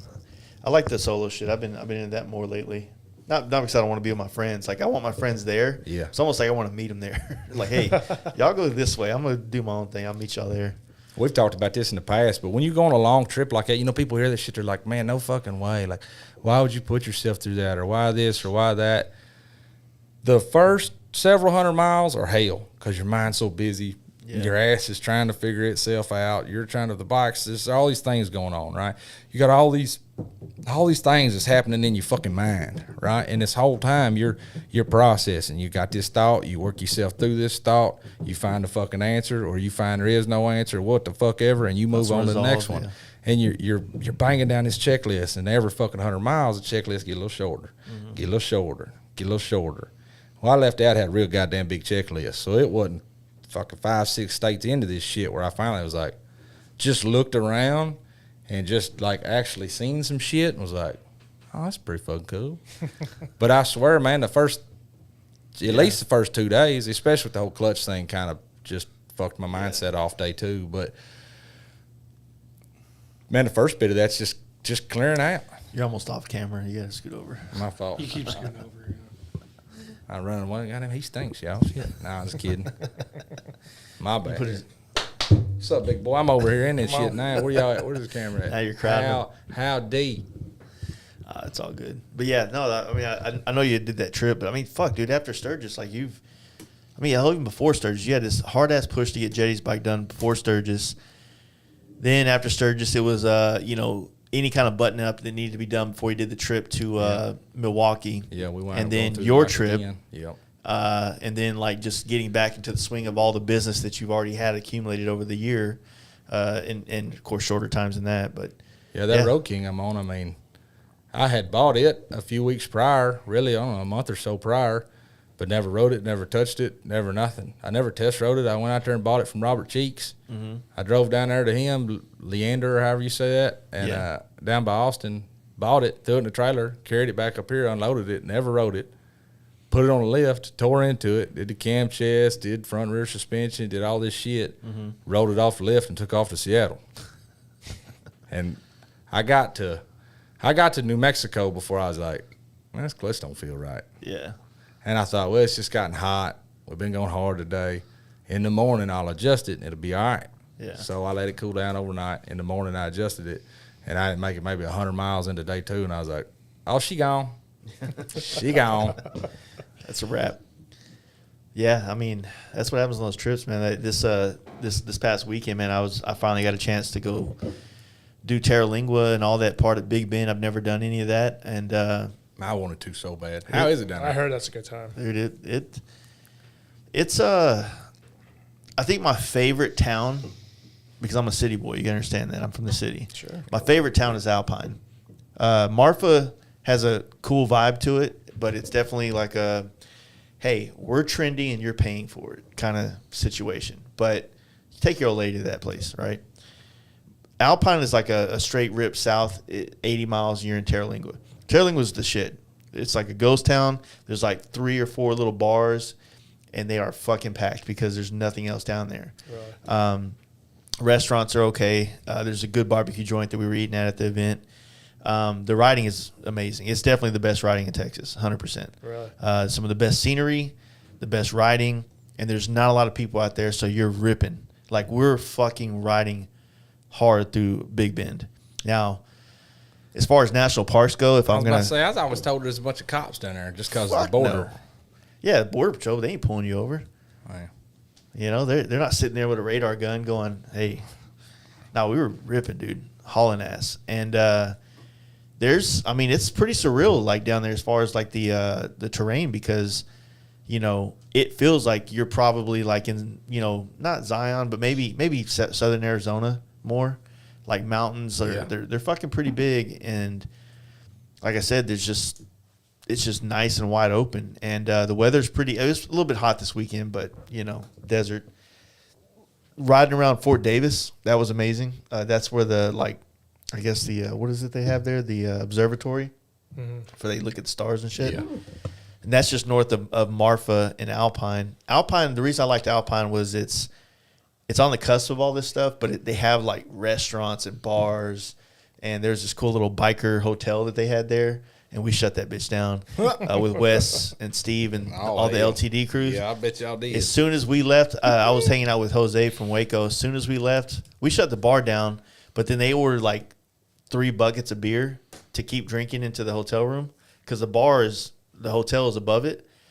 And then as soon as we left and we went to our hotel room, I didn't catch it, but the next morning there's signs all over the biker hotel, like, due to incidences last night, we had to change the code. So they ended up getting into it with the bartender or some shit, but it wasn't their fault. They were reacting to a situation as opposed to, they're reacting to a situation as opposed to causing a situation. But Wes and them was, or the hotel was?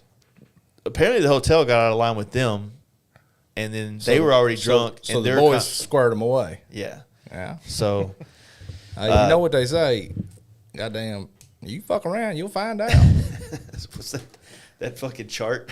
Yeah. Old boy had it. Yeah. That's like the hot and crazy matrix, but just in the fucking drunk tough guy scale. You know what I mean? It's like, man, if you want to fuck around this much, you can find out this much. Yeah, so that's kind of the concept with that. But no, I mean, dude, that run is good. And you know what, like, and I don't mean to, I hope nobody takes this the wrong way, but, like, I like it because it's different. You know, it's something different than a camp out. It's something different than a bike show. It's like a part of Texas that's not on the way for any of us to go anywhere, because, if we're going west, we're going to California, it's still 150, 200 miles south of, like, the route we're taking west, right? So it's not like, hey, I'm going to dip down and catch this real quick. You'll add 500-600 miles to your trip. You know what I mean? But where'd y'all stay at? I stayed in a hotel because I didn't want to take a tour pack because I didn't want to lug one around. And I brought all my camera equipment. So I literally had enough room for another pair of jeans, a hoodie, a few pairs of underwears and socks, and then everything else I was just having to reuse. And then the rest of my bags is like my camera equipment, lenses, GoPros, like tripods, all this shit, right? Right. So I stayed in a hotel because I didn't want to have to take camping equipment too. I didn't have the space for it. And so I don't know. I kind of preferred it because it was pretty hot there. Sure. And all the guys were kind of complaining about it the next morning, like it was hot as fuck last night. But so camping there it's an experience too. So I'm definitely going to camp at some point. Yeah. I'm definitely going next year again. I hope to see more. Next year. I got invited to go last year. Missed it. I mean, there's so much going on in October, but missed it this year. But next year for sure. Yeah. It's a good spot, man. There's a lot of there's so many. I mean, it's not easy rides. You're not talking about like, hey, we're gonna go rip a couple 50 miles away. Like I stayed in Alpine, and then we did all this shit. Hit Marfa, then went to Presidio, then rode the border, which that's wild. Like because you're riding along the border, and like you can stop your bike and go across the border to Mexico. Like it ain't shit. I mean. Wow. And what's wild, though, is you can do that just about everywhere there. But there's this one spot where there's this town right across the border. And the folklore at the campsite was like, yeah, dude, you just go there, you pay them $10, and you can walk across the border and go to this town and eat tacos. I've always heard about it. We all put our eggs in that basket, right? And you can do that. But you got to have a passport. And I was like. Well, who's stopping you? There's like a. They built a fucking kiosk there, or not a kiosk, or like a little small customs or whatever. So it's all gated around. Like it makes no fucking sense. On the Mexico side, though? No, on the American side. All you right. park in this little area, and there's big tall fences everywhere, just right there. Yeah. But you go out of the little parking area, and you can walk around the motherfucker. And but the cop in there was like Sergeant Do Right. He's like, all right, guys, I need to see your passports and your IDs right now. I'm like it was some military shit. I'm like, yo, man, I heard we could just get in there with our IDs. He goes, you heard wrong. And I'm like, I was like, I guess I'll go fuck myself. Pulls you a boat face and just walks. So I just walked out. Clack some heels and boogies, dude. And then, you walk out and there's like this big wrought iron gate thing that you can look at the path down to Mexico. But like I said, like I could go around. I could just go to the next little spot and just walk through the woods. You're like, hey, bro, I'm watching them walk this way. Can I not just walk that way? Yeah, it's such a weird situation. It's like in the little town that's on the other side of the river, there's nothing around it. Like I feel like the only way that town exists is because they came through America to create that town. Because it doesn't look like there's any roads coming to that town. So it's like if I go over there, like. And I just thought it makes sense to like have this like small, easy to get in and out of situation to go to Mexico. Yeah. And apparently they have like donkeys, and then so you get to the river, and there's like you pay the $10 or whatever, and they'll take you across the river on the donkeys, and then you can either walk. It's like a mile up the little path to the town, or they have like little cars down there that are little beaters that they'll take you up there for another fee. But suppose they got tacos and like authentic Mexican food and shit. I've always heard of it. So I was like, fuck yeah, that's exactly what I want to do on a trip like this. Yeah. We didn't eat nothing all day. We rode all Big Bend. We get to this is at the fucking far end of Big Bend, so it's 70 miles back to civilization, and we find out we can't get tacos. So there's one chick with us that did have her passport, and we're all trying to convince her to go do the whole trip, the pilgrimage for us, and bring back tacos. All by herself. Y'all gonna send this pretty little chopper girl over to fucking Mexico. It sounds like a great idea. Listen, we're gonna give you a bunch of money. You just take your cute ass, get on a donkey, and cross the river into fucking Mexico. She was down. Good luck. But then she went back in. To be with you. She was down. She went back in and asked them like, how long do they think it would take her to get there and back? And she said, probably an hour and a half one way and an hour and a half back.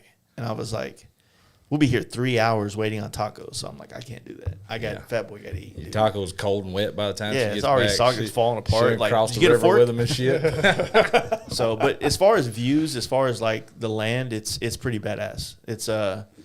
It's really nice out there. And Terralingo, the ghost town aspect of it, it's a vibe for sure. I was talking to the guy that runs what is it?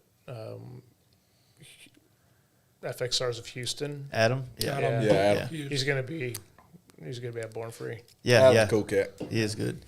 You know what I liked about his event is when he came on the podcast, it was him I had always wanted to go, but I just kind of like it.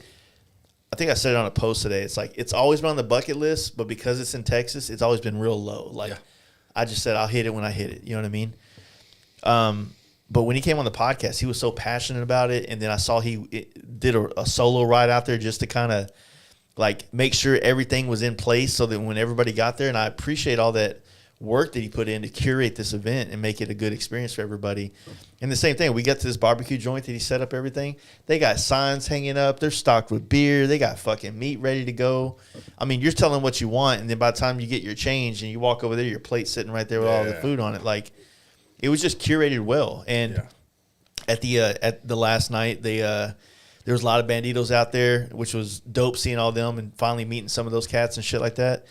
But they all shined their lights of their bikes onto this little pirate ship, and everybody took a shot of tequila together. And they filmed it. I got it on video. It was fucking cool.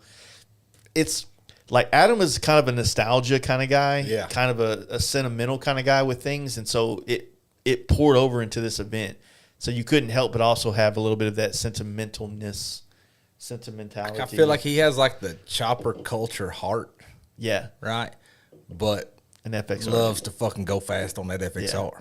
And so when I was going down there too, you know what I mean? Yeah. Like he's got some shit he's processing on the daily. Plus was a paramedic for a long ass time, or maybe still he is, you know what I mean? So hell, I mean, us knowing Doc the way we do, or even Trey, like them dudes got a lot of shit to process on the daily. Mm-hmm. You know what I mean? We undervalue the daily shit them boys take in. Yeah. You know, especially him being a paramedic now. He's he's constantly seeing shit. Yeah, up in these big cities like he is too, just all the fucking crashes and the dumb shit. Yeah. You gotta have a weird sense of humor to be able to deal with it. Yeah, fuck. But yeah, I ended up I was running solo down there, and I got to right there at the Twisted Sisters, and I just did a little gas stop, pulled over. He was sitting over there under the dill drinking a 40. Beautiful. I was like, I guess we're riding some of the way together then, So we went and rode down the Del Rio and then rode the border all the way up. And I stopped in a town called Sanderson that he did church this place up a lot, and it wasn't what it was, He churched it way too up. He talked about this hotel called the Desert Air, which all the pictures online, everything looked like it checked out. But his information was a little old. And so they hadn't had a bar on site in like a year or two. Because COVID. Probably because of that for sure. And the entire town didn't have one place to get food other than the gas station. Right? And so I just did this run, and I really wanted to stay here because there's a badass neon sign that says Desert Air, and I was like, fuck, I'm going to get a badass sunset shot with my bike and the Desert Air sign. It's going to be like, that's what I wanted to stay there for, is this picture. And I'm sitting there, the rooms ain't, it's a desert town. It's middle of nowhere. It's not the Hyatt, right? Yeah. I get that. Yeah. But Hojo. I just exactly. I don't know. I think to me, like I fantasized in my head, like, oh, it'd be so dope to go do these pictures, and like there's just a cool little local bar here. I could just go grab a drink or two and just check out the vibe. Like I was kind of wanting to do that, and they had no bars. I could get beers from the Stripes and drink alone. There was nobody at the hotel. It was dead. I was like, I just was sitting there. It's 5:00, and I'm like, I can go to Alpine tonight, and everybody, I know everybody's there and party. I probably won't get the pictures that I wanted to get, but I did get this on Highway 90, the first picture I posted yesterday, I think, or the day before. Like, I'm riding on this road for a hot minute, and there's nobody in front of me, behind me. Oh, I think I know what you're talking about. So I just, said, I pulled over and just whipped my bike right in the middle of the street, pulled my camera out, walked back, got a shot, and I was like, I guess I'll take another one. And so I grabbed a couple, really cool shots, and I really enjoyed that from Sanderson to Alpine or Marathon, I think is the town you hit first. Just hardly anybody out on that road. It's a main vein to those border towns. Right. And nothing, dude. I've always wanted to take a picture of my bike in the road like that. I want them endless see forever moments. Yeah.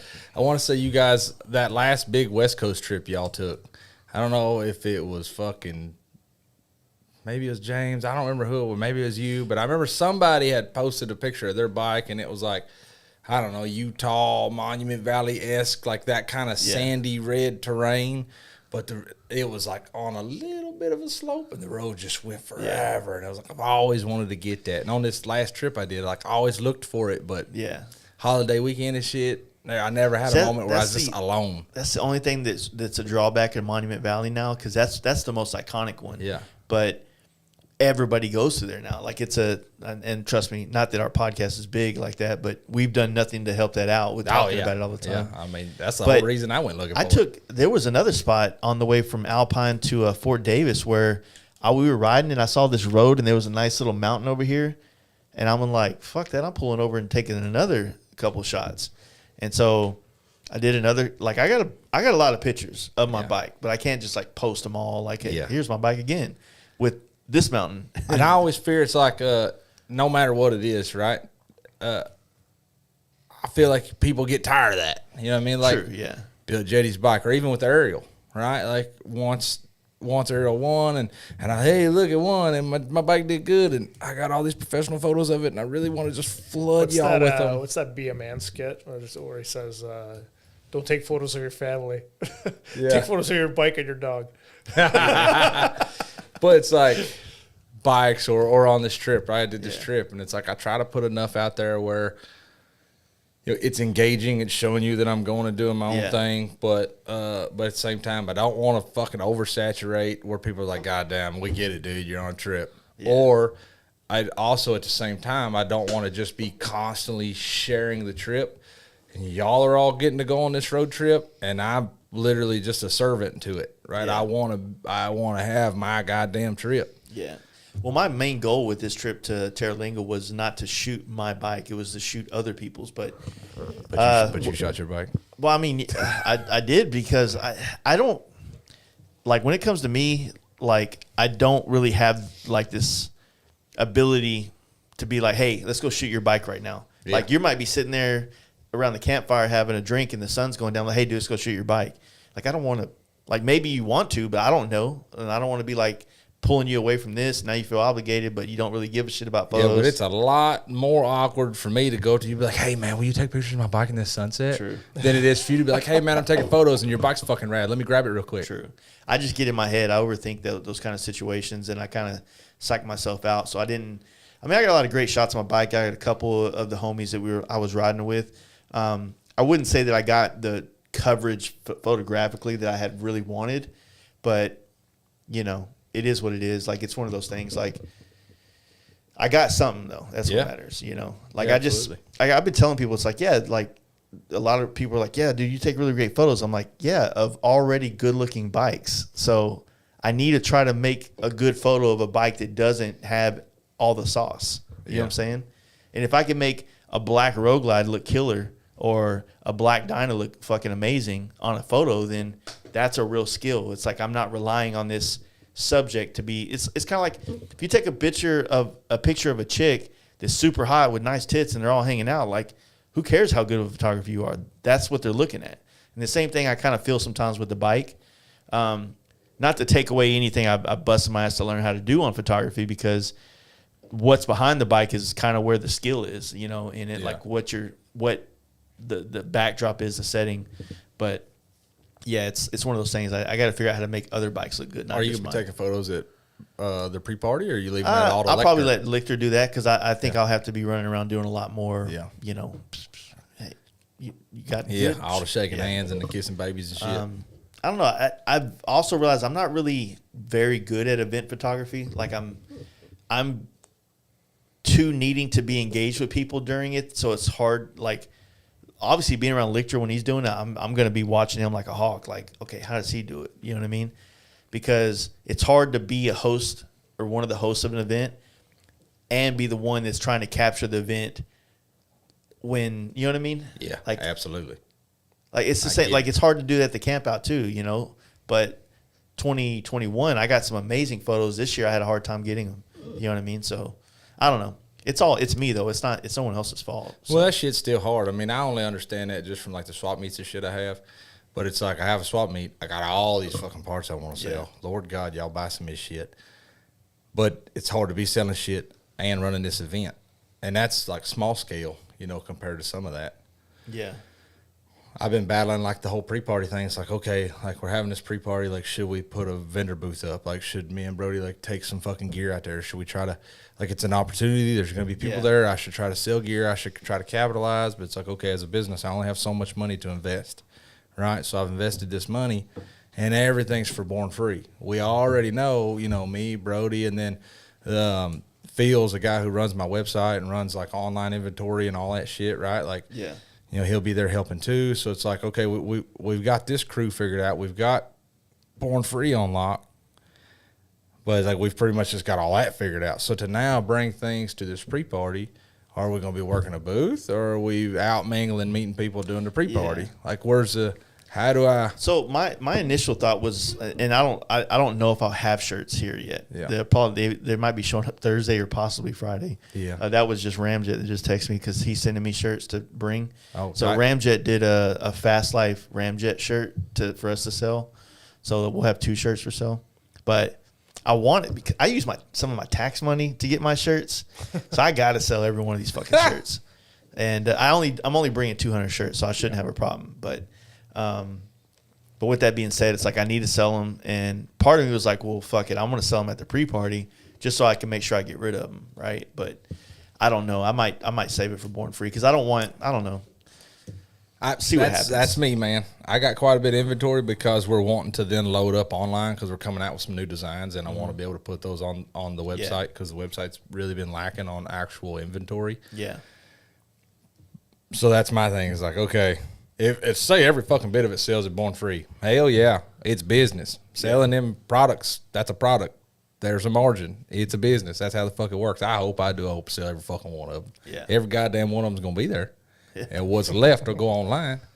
But anyhow, it's like at the same time, you know, I get it, right? It's like, well, damn, if I take things to the party, am I going to be short when I go to Born Free? Like, fuck. And I try to prioritize, like, all right, what's the point of the pre-party? Why are we doing that?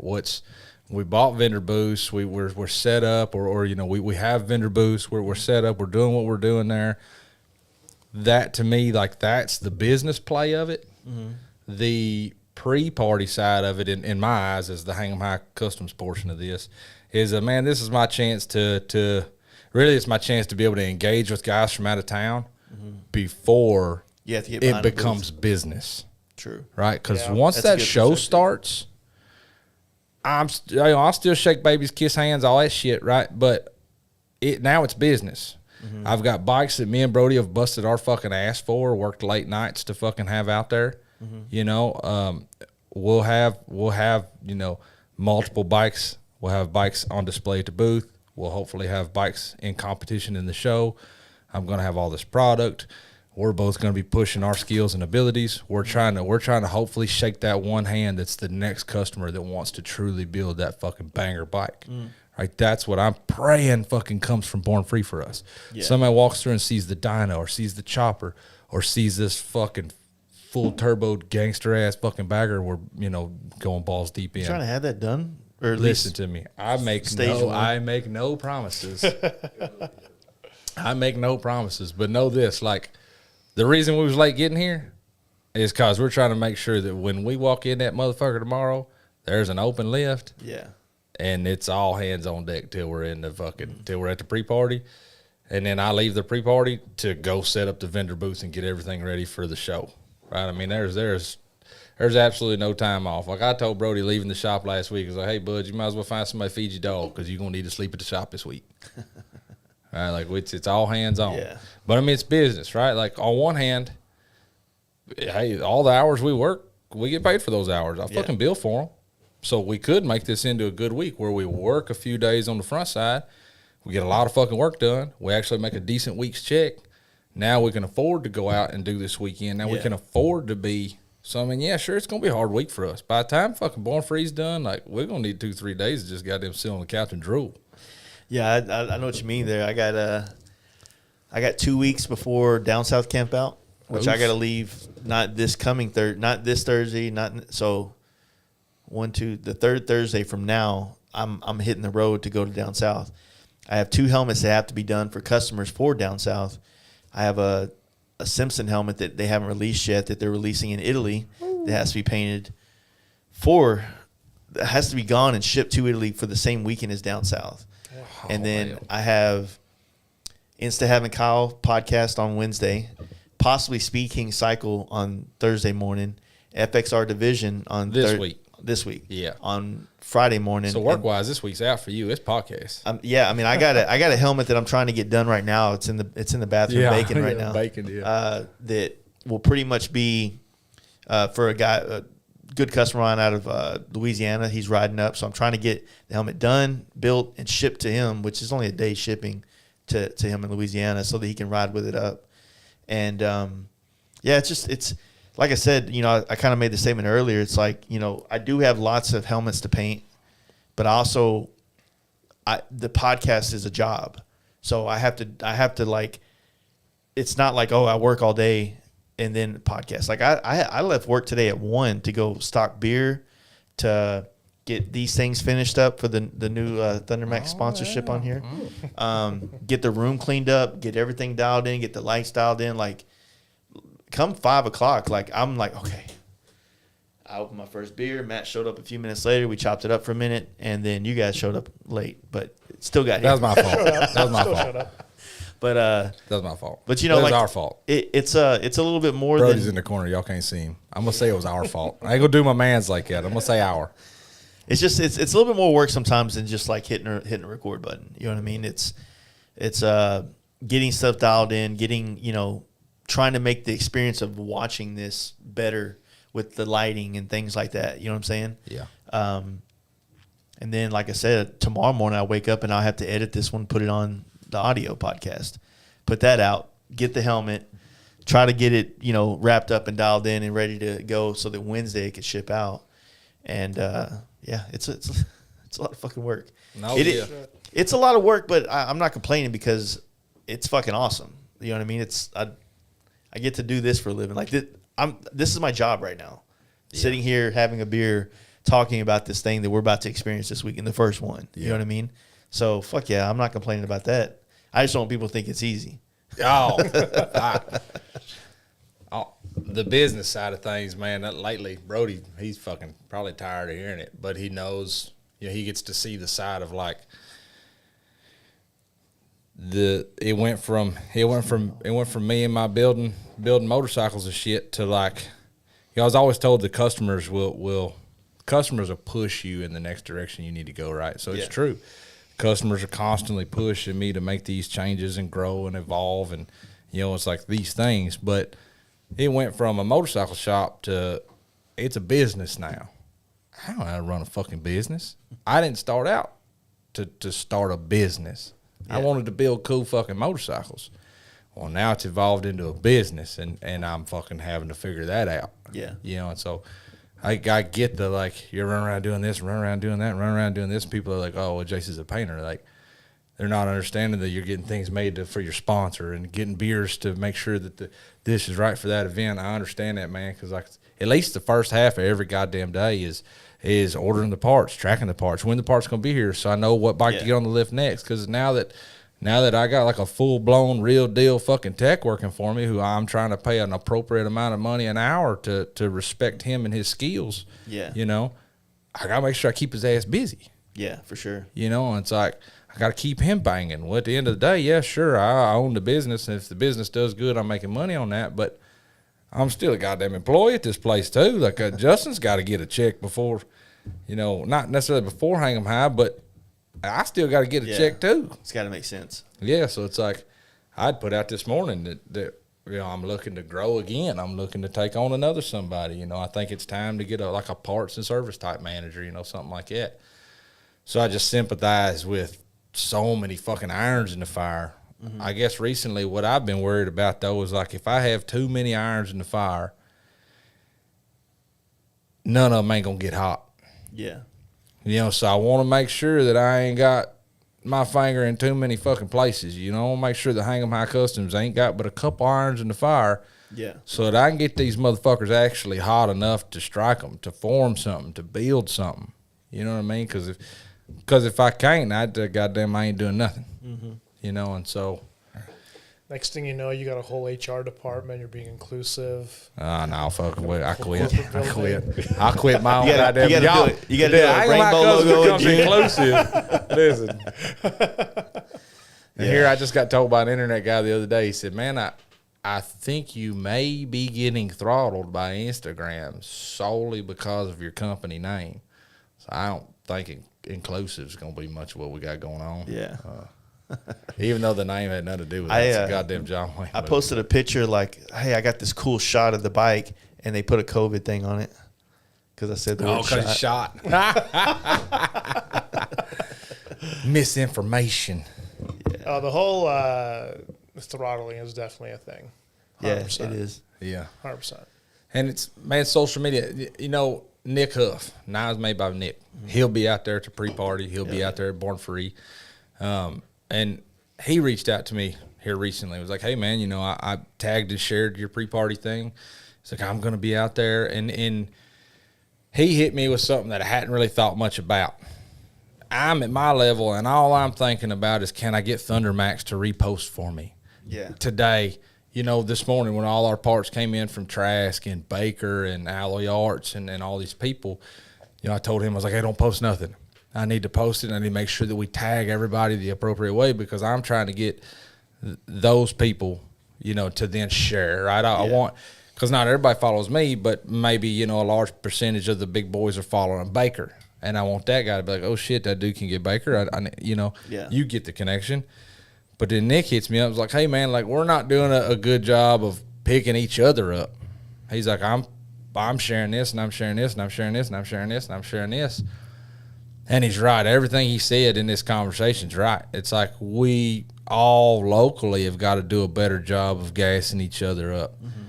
But, man, it's as a business, it's so tough with social media because, like, I'm starting to nowhere near any means of, like, needing this, but I understand big companies having employees for social media. Social media manager. It makes fucking sense. If in reels, like right now, if you don't make it into a reel, it ain't going fucking nowhere. Yeah. We posted a reel that was just a time lapse of us putting the motor in Jetty's frame. That's it. Short little bullshit reel. And I just attached like some verbiage that I thought was cool, like a little quote with it that I thought was cool at the time, just because I was fucking half drunk and in my body, right? It's got 280,000 fucking views. I ain't never in my life had nothing near that. We're lucky to get over 100 likes on something. Like if I post look at the bike I built, look at this magnificent shit we've done, right? And I tell you all about like this long ass caption, and I tell you every fucking detail about the work we did. That motherfucker get 100 likes. Yeah. But I can make a reel of some parts. He's camera's a little better than mine, and he'll go and make some cool something of the bike coming in the shop, and we throw it up as a reel with almost nothing, maybe a song that's hot right now, and boom, it fucking blows up. Yeah. Sometimes it's just algorithm and like just a timing of it. I noticed one thing with the Instagram page I run is that you can post a black Dyna or a black FXR or something, and it just skyrockets. Multiple thousand likes, just crazy. But then you go and you post something with a crazy paint job, you know, like one of Jace's bikes or something like that, and it doesn't go as far.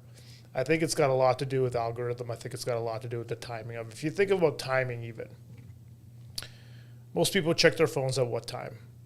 Early in the morning on their way to work. They're stuck in traffic all across the United States, major metropolis areas. They're checking their phone while they're driving, right? And then you got the lunchtime crowd, right? So around noonish, and of course there's 3 or 4 time zones across the U.S. So you got to kind of like negotiate like that. 11 and 1. Yeah, I was about to say 11 to 1. Yeah. So you got to hit them then, because on their lunch, people are on their phones checking their Instagram, and then again after 5, the whole commute back, right? So there's that pocket or time frame, and then of course late night. Right after 9, everybody's settling down in bed. They're on their phones. Right. I prefer to do all the company posting or any of that shit in the morning, because in the mornings we're kind of dragging ass, right? It's a good chance to just, I'm shaking the fog off. You know, I'm waiting for his ass to show up. Mm-hmm. We're fucking getting ourselves together. You know, it's a good time for me to do this right now, right? I can put enough thought into this, but I can't put enough thought into putting your motor together at this very moment. So it's a good time for me to do this, but it's not a good time to post. Yeah. Good time to post is, like he said, 5 to 7. Yeah, well, goddamn, between 5 to 7, because a post my day's rolling. We're 5 to 7, we're on fire. Yeah. Dude, but between 5 to 7, And it sucks because 6 is when the shop closes, but like that's when we're fucking banging by that point. It's like, God damn. And then I mean, an individual post or a reel or a story or whatever, it has its own shelf life, right? So, I mean, even a post is going to get noticed for what, maybe a couple days. Max. Like it's hot for a couple days and then it just kind of falls off, right? So yeah, you got to take that into consideration as well, right? Yeah, I don't like the fact that, and that's one thing I've been so wrapped up in these conversations with so many people. Like, reels to me aren't. It's like they want every social media is pushing you to make reel type thing, whether it's TikTok, Instagram, or YouTube Shorts. But to me, it's not a content that I think really I want to be defined by, because everything to make a reel do good is not necessarily what I am, right? So I don't want to play the game, and I obviously I have to be okay with the fact that my posts aren't going to go anywhere, but my content is still going to be good to my standard. Yeah. Maybe not Instagram standard. You know, maybe I'm going to stick to taking photography because I know people will still look at a picture from 100 years ago. They're not going to look at a reel. So that's true. You know, my thing is like, I would rather just stick to my guns and focus on that and not chase. And I could be that old guy that I remember talking to in 2010 and 12, like, hey, this Instagram thing is the shit. I don't do the internet. I know that I sound like that guy now with reels, but unless I was to hire somebody that just made reels for me all day and I didn't give a fuck about what they were, then if I'm going to do it, I care too much to just throw something out there. I did a test like 2 weeks ago. I did 2 reels, like back to back. One was just a random, like 15-second video on my phone where I was riding through Monument Valley and I just did this, right? Put a trending song on there and it hits like 40,000 views that day, right? The next day, I clipped together 4 or 5 different videos from this day in Idaho where we got rained on all day, and put a good song behind it, waited till the right time of day to post it, and it barely hit 10,000. So I'm like, fuck that. I tried on one to put something that I approve of, and they essentially rejected it. Like, I'm not playing that game. Yeah. You know what I mean? Like, sometimes it's definitely hit or miss. The one thing that I've realized is what's up? Hey, girl. I'll see a picture and I'm like, okay, this one's a fucking banger. This one's going to get a shit ton of fucking attention. Couple hundred likes, and then it's that fucking black Dyna like in the back parking lot somewhere. You know what I mean? Well, that's why I was like, oh, here's a couple grand. That's why I said this on the podcast I did with Chopsky the other day. I'm not going to allow a social media platform to dictate like my photography. Michael Lichter doesn't, and Michael Lichter is one of the most known photographers in motorcycling. And I mean, I don't know how many followers he has, and I don't think he gives a fuck. Yeah. But after talking to him, he don't give a fuck. Yeah.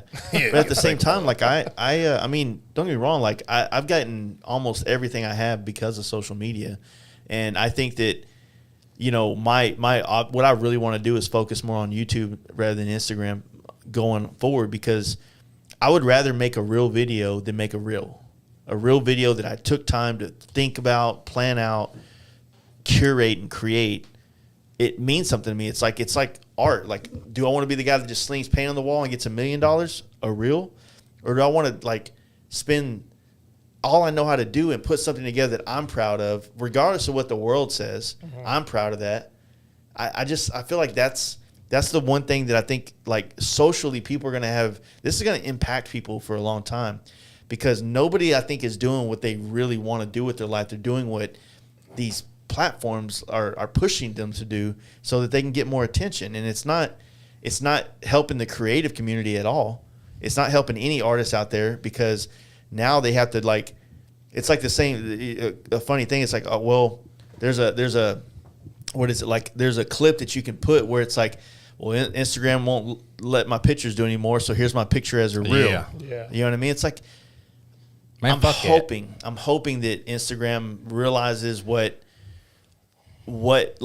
pictures really do mean. And it's like, people like pictures still. You know what I mean? Sure, yeah. It's like, when you let my picture go far, it gets 7,000 fucking likes. But when you don't let it go to anybody's, that's the part that I don't understand. Like, you got a huge following, right? Massive. And then you post a picture, and how do you explain having, like, what are you at? I think I looked at it today. You're like at 50-something thousand, right? How do you explain having 50 plus K followers and you post a picture and you only get like a few hundred likes? Yeah. That means it's not being sent. Not all 50 some odd. Yeah. You know what I mean? Like it's being held back. Like it's being, you know what I mean? Like suppressed. And why? Yeah. Why do that? Like these people follow you because they want you to make reels, because reels create more like float like more swiping. People are like goldfish. They want that instant gratification. Their attention span, it's not that long. They just the reels keep going through. So that, like I do it. Like I'll check out one reel, and next thing you know, another one pops up. I'm like, I didn't fucking swipe up to this one. You know what the reels part of it, I think personally. But next thing you know, your fucking legs are numb. You've been there for an hour. Yeah, and I'm not saying I'm not saying there's not funny shit on reels. I'm not saying that things aren't funny. I'm not saying that there aren't people out there that are taking it seriously and making something good out of it. I just think that like there's always been a place for photography. There's been a place for videos. And there's been a place for social. Yeah. And right now, there's nothing social about social media. I mean, Instagram, you know. That's true. There's no love for photography. I mean, most of us photographers are on an app called Vero, which came out a long time ago, which is 1,000,000 times better. It just doesn't have the people engagement on there. Sure. But as far as like posting and whatnot, and like you can actually put full quality resolution photos on there, so you can actually see what the photo looks like for Instagram, like made it look like a goddamn camera phone photo. Yeah. You know what I mean? Yeah. That's one. I got another event coming up that I don't want to talk about. I don't want to spoil it, but it's going to be all about like artists and creatives that we're going to shine light on, because I want people to see what some of my photography looks like this big, not this fucking big. You know what I'm saying? Yeah. Everything right here, sometimes it looks good, sometimes it looks whatever, but when you see some of these photos that I've taken and they're as big as these on these walls, like I guarantee you can't like walk by it and not get stuck. Like, God damn, like it's like seeing a bike in first person. It is. There's detail. Yeah. There's scale there. It changes the perspective of it. You know, like you were in JD's garage when he had the big printouts of some of those shots that I got on the ride. He made a banner for the shop from us winning at the Buffalo Chip, and I just haven't hung it yet because it's such a goddamn task to get 40 foot in the fucking air and hang something up. But I've got a banner from that he had somebody printed out, and even though it's from camera phones, it's really not. Yeah. It's not shit, you know. Yeah. So, and then you took all them photos of Jetty's bike and had sent them to us in that file where it's all in full res, and it's like, man, when you open those, it's like it's unbelievably clear. Yeah, it truly is. It's like it shows the fucking difference between that high dollar ass camera and a fucking phone. Those photos that I sent y'all, you can blow them up to like the size of this wall with clean quality. Yeah, like that's one of the reasons why I upgraded that camera, for that reason of printing and whatnot. But you know, all this being said, it's like you know, maybe I don't want to be a hypocrite and say that I'm never going to do reels or not going to. Maybe at some point I'll find a way for me to enjoy doing it, and I'll make something. But the whole thing with reels, I think the only reason why Instagram started doing reels is because of the success with TikTok. Yeah, they want to keep the attention span. Yeah, you know, it's like, I mean, if you think about it, MySpace went away, right? Because of Facebook. You know what? I've never had a MySpace account. What the fuck is that all about? I've never had one. How old are you? I'll be 40 next month. You should have definitely he was prime time MySpace. Dude, that was prime time. I'm from Canada. I had just graduated high school. That explains it all right there. Get on MySpace. There's girls on there. But no, it's I mean the platforms have changed, but I was either listening to a podcast or talking with someone, and they made a fundamental difference. If you remember what it was like to be on MySpace, it wasn't really businesses on there. It wasn't like you were on MySpace like, hey guys, check out my fucking, you know, bike shop I'm building. It was just people. Yeah. Just like you had your top 8 friends. When you got on your page, like my Rage Against the Machine song would start playing. My stars will start falling down. And shit. 2 hours for the page to load. Yeah. I mean, it was a grip back in the day, but like I think MySpace, the only thing that they really had going was for bands. Yeah, eventually it turned into a music page, but it had this element of like your personality was on your page, and like people were talking and connecting. And at one time, you could only put 8 photos on your shit. Like you could only have 8 photos of your stuff on there or something like that.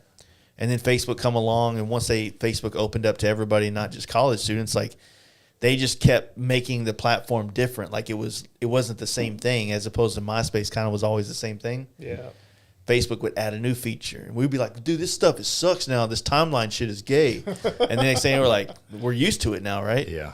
And then, of course, when Instagram came along, you know, you couldn't even message somebody. You could only post a picture and comment on it. And then the messages came, and then the stories came, and then the video came, and then, like, the platform has grown and become so many different things. But, you know, like, the big thing going around with photographers is, like, yo, photographers made Instagram.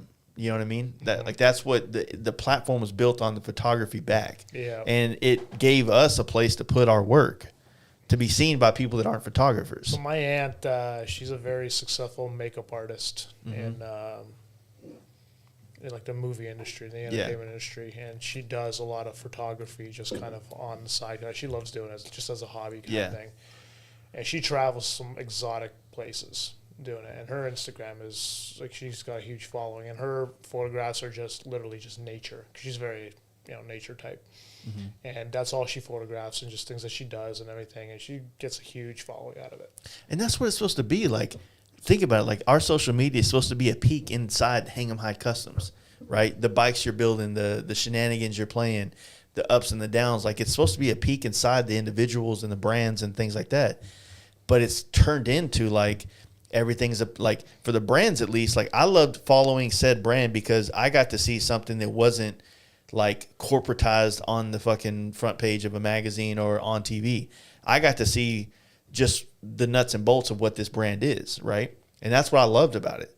But people don't put that out there anymore. Like, everything's a paid advertisement post because they're trying to sell you on Instagram all these products, which is fine. Like, I'm not saying there's anything wrong with that, but those posts about, like, you know, this morning grind or this bike that we're just getting in or this or that, like, those posts don't do well, so people stop doing them.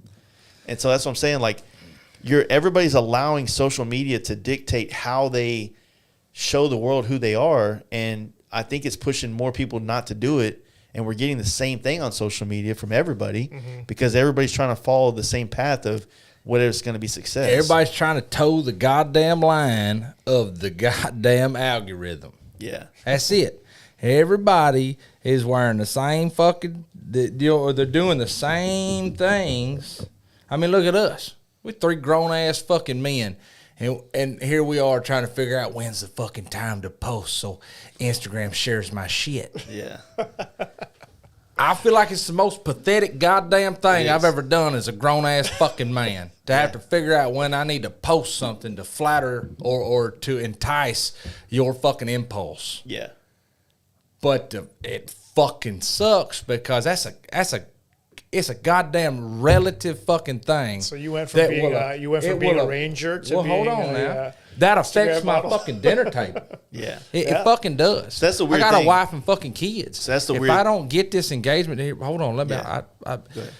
If I don't get that engagement, if I don't play this fucking game, it affects my fucking dinner table.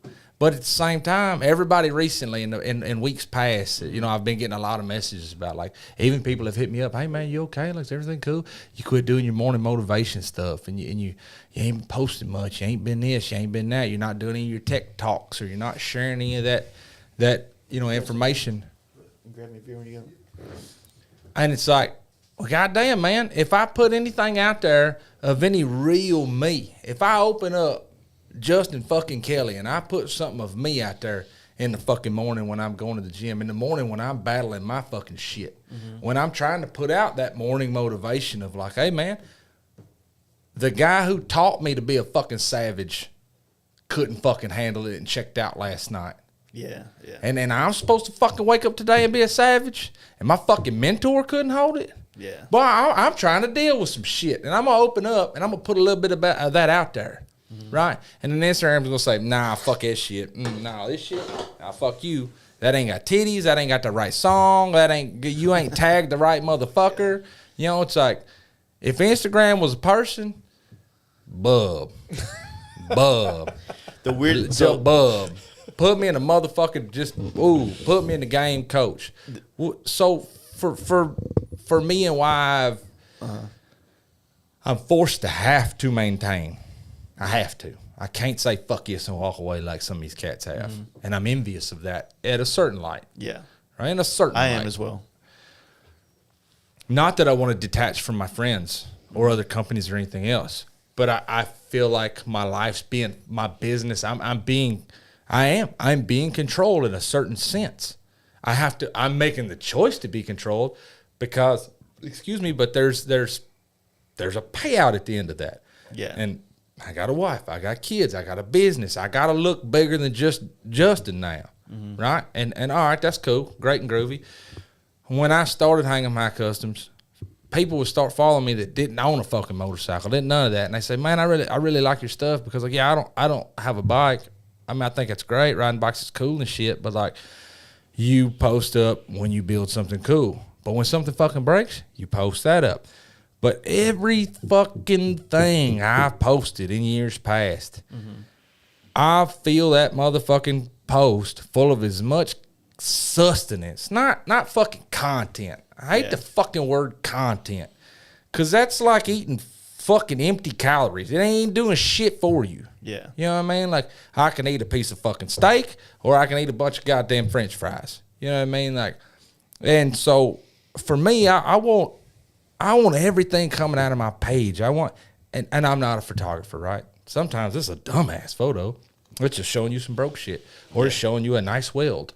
It's not a Gucci photo. I ain't trying to have the fanciest fucking phone. Yeah. And I don't really take much time to wipe the fucking lens off when I take the photo. You might be seeing half a fingerprint, but I'm going to write on there and I'm going to tell you what I welded, how I welded it, why I welded it. Maybe the story of the customer that was just out on a trip with his wife on some anniversary something and their shit broke and I'm helping them get home. I'm trying to put some fucking sustenance in there. I'm trying to feed you a fucking piece of steak, not no goddamn old fucking greasy French fries. Yeah. And it's like I'm being forced to have to just have emptiness in fucking everything. It's like, bro, I lived a fucking life of emptiness. I don't want that. If it's got Hang 'em High fucking Customs wrote on it or associated with it or anything, I want it to be the fucking best. I want it to give you something. I want it to mean something. I want it to have fucking value and sustenance, not fucking content. Yeah.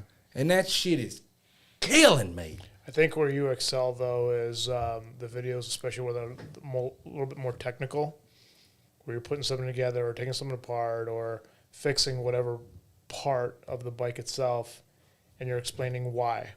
And but that takes time, and time is money. Yep.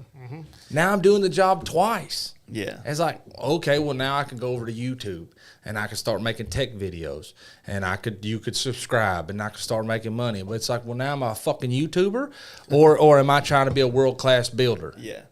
Hey, that's the same thing I said earlier, man. Like, I didn't know that I was going to be I didn't get in this industry thinking I was going to be a podcaster. Yeah. I thought I was going to be a painter. You know what I mean? And maybe build a couple bikes in my life. You are, though. Don't. But that's what I put all my eggs eggs in that basket, you know. And I think what you're saying right now at the end of what you just said was kind of what I was saying about the concept of like, this isn't social anymore. This isn't about anything about you. It's only about what kind of content you can put out there. Yeah. And it's almost like the more mindless and silly and stupid and uninspiring it is, the better it does, right? I mean, you see like a Jordan Peterson clip of something he said, or this recent thing where Shia LaBeouf did that podcast with John Bernthal or whatever, however his name was. They've been using a lot of his clips of that podcast. That's a good one, though. It was a really good one. But it's like, it's kind of like everybody's trying to do these, like, you know, I get it. Like, I miss the days where, like, some of us took pictures of bikes, some of us built bikes, some of us posted just pictures of our old lady and our dogs, right? And we all followed each other because, oh, that's my friend. I met him at bike night. I just want to keep up with him. Yeah. What's he Not doing anymore. today? Yeah. What's he doing today? He doesn't probably feel like posting at all because he ain't getting but 8 likes on his shit.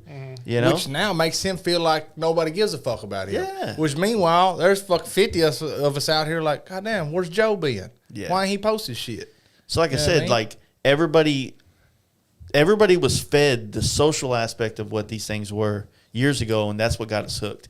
And they've taken that away from us to make us all like we're literally the things in the movie The Matrix that are plugged into the thing, and we're not really alive. We're just constantly creating this content for whatever to stay engaged. And yeah, I mean, they started giving us little chump change. Hey, if you get 11 million views on your videos this next 30 days, we'll give you $1,000. I'm like, motherfucker, if I get 11 million views, y'all better be cutting me a real fucking check. Like, I better be good this month. You know what I mean? Like, it's stupid shit. I actually watched a video recently of a girl that's got multi-million followers. And the kind of money she actually makes, I think YouTube pays the most. I'll take one. Short stroke that one. But I was also going to say before what you said a while ago, the funny thing is social media or these platforms gave us an opportunity to do something we never could before it, which was advertise for free, right? Like just before, you know, I started my initial first business before social media was a thing. And like I said, I had to be one of those 10 bikes in a parking lot to get my name out there, right? If I wanted to get in a magazine, I had to write an email, which fortunately I grew up in the age of emails at least. I had to write an email. I would go through the magazine and I would find the photographers in the magazine and find out how to contact them and email them pictures of my bike, because they were the ones that were getting paid by the magazines. And so they were ones looking for content to give the magazines to get paid. So I started doing that, and I got a bunch of magazines and worked with a lot of them back in 2005 and 4 and 6 and shit like that. Yeah. But that's how I had to do it. Nowadays, it's like you just follow Hot Bike and hope that you tag them in one thing and they see it, and then bam, you get it, right? Well, I can tell you, I mean, I basically met Justin through Instagram. Oh, my company, dead ass. I've said it on every single podcast. I owe a massive portion of my success to goddamn Instagram and Facebook. It's the only two I've ever used. Yeah. And I've used them religiously. Instagram more so than Facebook, because in the beginning, Instagram was so archaic. And truth be told, I mean, I got this fucking Cro-Mag forehead for a reason. I'm just a goddamn old caveman too, you know? So it's like, it was very easy for me to post a picture, write some real shit from the heart. I ain't never tried to fluff nobody for no fucking penny, not near one, right? So it's like, post what I'm doing today. Post the work I did. Post the shit that I did that broke. Right? I tell you all of it, the good, the bad, and the ugly. But social media allowed somebody from across town to see me. Yeah. You know, and then now I remember looking at his page for the first time, and it showed, because I didn't want to go. I bought a Harley, my first ever Harley. I bought it maybe like a month prior, and I needed some work done on it. And I didn't want to go to a regular dealership to get it done. So I'm like, okay, let's find a shop. And I used to live in Burleson at the time, which is like right off of 1187. Yeah, right down the road from me. Yeah, right down the road. And I remember pulling up his page, and sure as shit, he's down the street from me. Mm-hmm. And I wanted to support, and he had on there, I think, veteran or something like that on there. I'm like, sold. So, and that's how it all went down. Everybody that I know in DFW bike related, Instagram. Yeah. Everybody. Yeah. Same. Yeah. I mean, Instagram. Those dudes right there obviously started at the original DFW bike night, but all these guys are through social media and this bike night situation, which the social media is where we posted the bike night would be. Yeah. You know, so dude, I get it, man. It's like a relationship. It's like being married to somebody for a long time and you're just kind of moving apart, but you've got so much history and so many great things that came from it, but you're just not seeing where she's going and this is going, or not where you want to be. I get criticized for this a lot, but I more often than not know people by their Instagram handles and their actual names. Fuck. Same. Oh, it's like there's so Joe FXR, or you know what I mean? Yeah. I don't know his real name, but they'll come up and tell you a real name, and you're like, "What's up?" And they're like, "Oh, you know, I'm Joe Speed Shop. I got the fucking purple FXR." Oh shit, yeah, I fuck with that bike. That's cool, man. You did a great job. Now I've completely negated what you just told me your name was. I still don't know your fucking name. Yeah, exactly. Now you're purple FXR. 5 more times at bike night, I still don't know his name. Yeah, yeah. So bad at it. Yeah, it sucks, man. But no, man. I was gonna say something, but I don't know. It sucks, man. But like I said, I was gonna say this. If you want to see a difference, right? I started the Fast Life Garage Instagram in 2015. I've always had pretty decent pictures on there. It's like that's kind of why I got into photography, is because I always like to take good shots, even with my phone. But you'll see a lot more shit posted like between 2015 and maybe 2019, 2020. That was more like, hey, man, this is what's going on. This is a random shot of us in the shop working, or this is like me working on this helmet. Or like I showed more of like what was going on in the shop. You saw more of a social aspect of my business. And then it got to a point where, oh, those are worth a story. They're not worth a post. I don't know where that thought came from, where only things I was posting were like high quality content. Yeah. Like I want the best photos I got to be here, and everything else is a story. You're dead right. And Brody's over there shaking his head and like, we talk about this Brody's all the time. He points out in the shop like what's good for a reel versus story versus like, you know, and he kind of seems to have honestly a little better eye for that shit than I do right now with the way it's evolved. He operates better in what all that shit is now than I do. So recently, honestly, I've been leaning on Brody a lot for like, hey man, what do you think I should do with this? Should I make like an actual tech video? Should I really make something educational? Because there's a big following that really like that. Yeah. But that takes fucking time, and no one's fucking paying me for that. Yeah. And there's even more time that gets wasted when you send me the fucking DM that says, goddamn, hey, man, that tech video is great. I really appreciate that. You helped me solve my problem. I diag my shit, fixed it at home. You made no money on that. Good job. Appreciate you. Thanks, old pal. Yeah. You know, but still that's part of it. It's a devil's advocate situation. It's a real thing, right? Yeah. Because like I said earlier, they had it all free and easy. Yeah. And now it's gotten harder. And the harder is them like, hey, we gave you all that. Remember all those things you loved about us? Now if you want to keep having that, you're going to have to work a little harder for it now. What devil's advocate too is like my brother Robbie, right? Back in the day, you'd quit following a motherfucker because you're like, goddamn, every day this motherfucker posting what he's eating for lunch, and posting his dog, and posting back in the day, every fucking one of us in here has quit following some fucking homie because you're like, look, motherfucker, if I see you breakfast again, I'm gonna fight you. I'm gonna fight you. Yeah. Now, I'll be kicking it with my boy Robbie, and somebody come up and be like, damn, dude, the other night you made a banger, right? Like, because he's sharing that shit. He's sharing his social. He's sharing his fucking life. He's still using it for what the fuck that was come around for. Yeah. So it's like, man, I can't kick it with my boy, but I can go check in and see what he's doing. Yeah. Oh, shit. Hey, homie, that steak look good. Why the fuck didn't you invite me? Yeah, so you know, it's the funniest thing like when that, you... But we all talked shit on that before. And now here it is. I'm like, hey, homie, hey, post that again. Well, it's always the grass is greener, right? Yeah, show me what you're eating tomorrow. So, Matt, did we get any questions about the event at all? Not the event, just what do you recommend to take first time camping? Oh yeah, the homie, yeah. A tent. Well, first time camping on a bike. Yeah. Oh well. I mean, listen, here's the deal: if you get drunk enough, you just sleep beside your fucking bike. Yeah.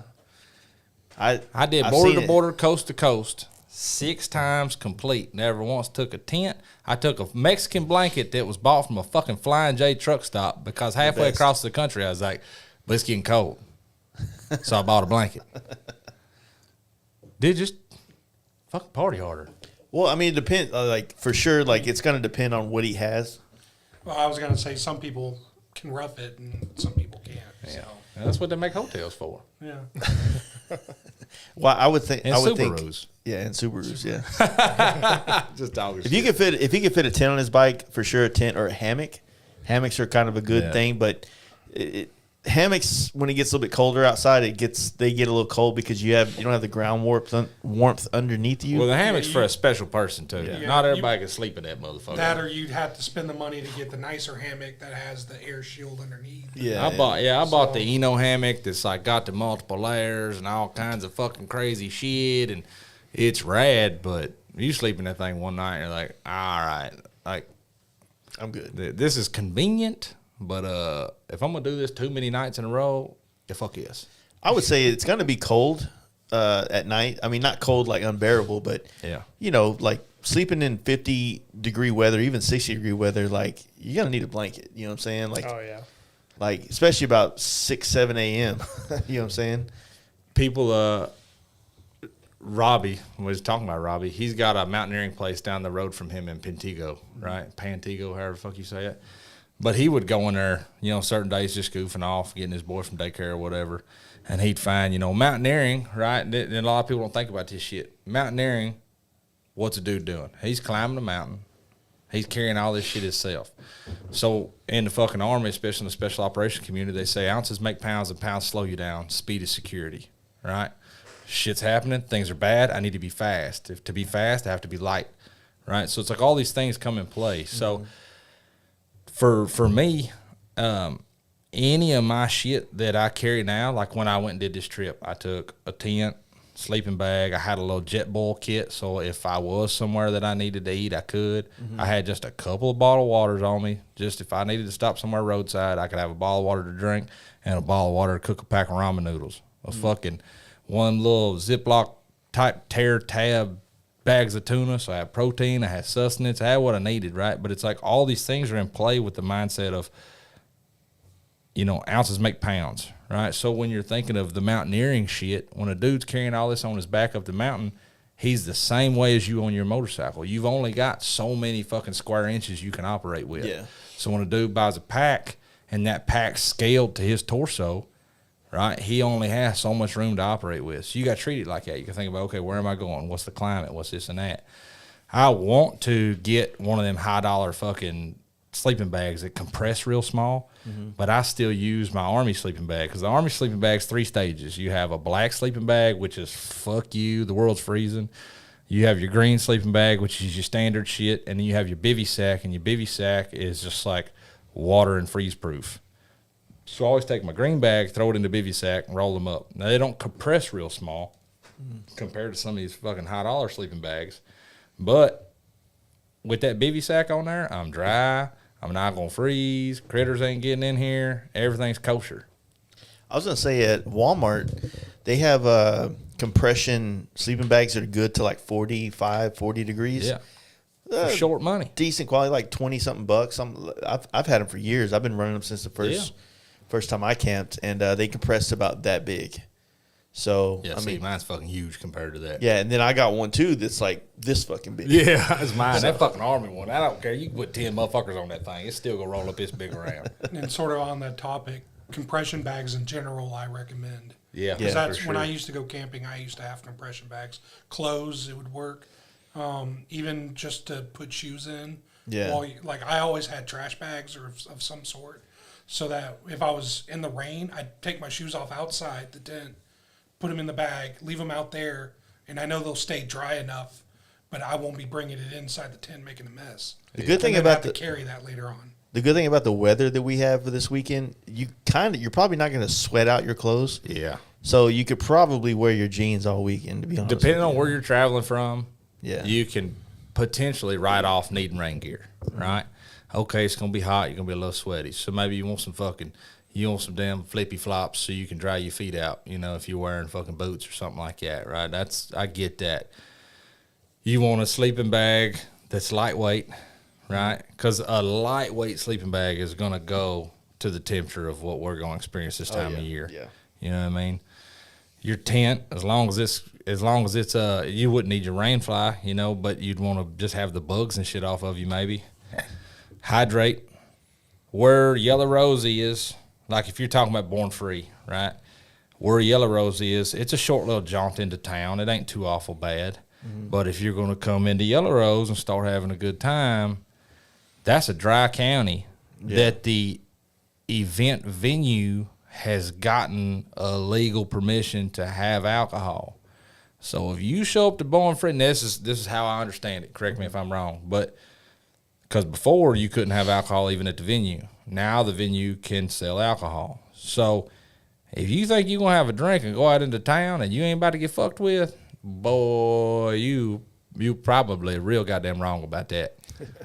So I would say, like, you know, have yourself somewhat squared away, you know. Yeah, but, fortunately, there's going to be enough stuff on site. Obviously, this is a big motorcycle event, and it has lots of vendors, has lots of attractions, and that's why it costs money to be there. Yeah. You know what I mean? So Rhino's got that whole kitchen and shit set up now. Yeah. And there's supposed to be a whole ass full on restaurant set up there. If I understand. I don't say restaurant, but I know Rhino ain't gonna be a part of nothing that ain't fucking throwing down some goddamn food. 100%.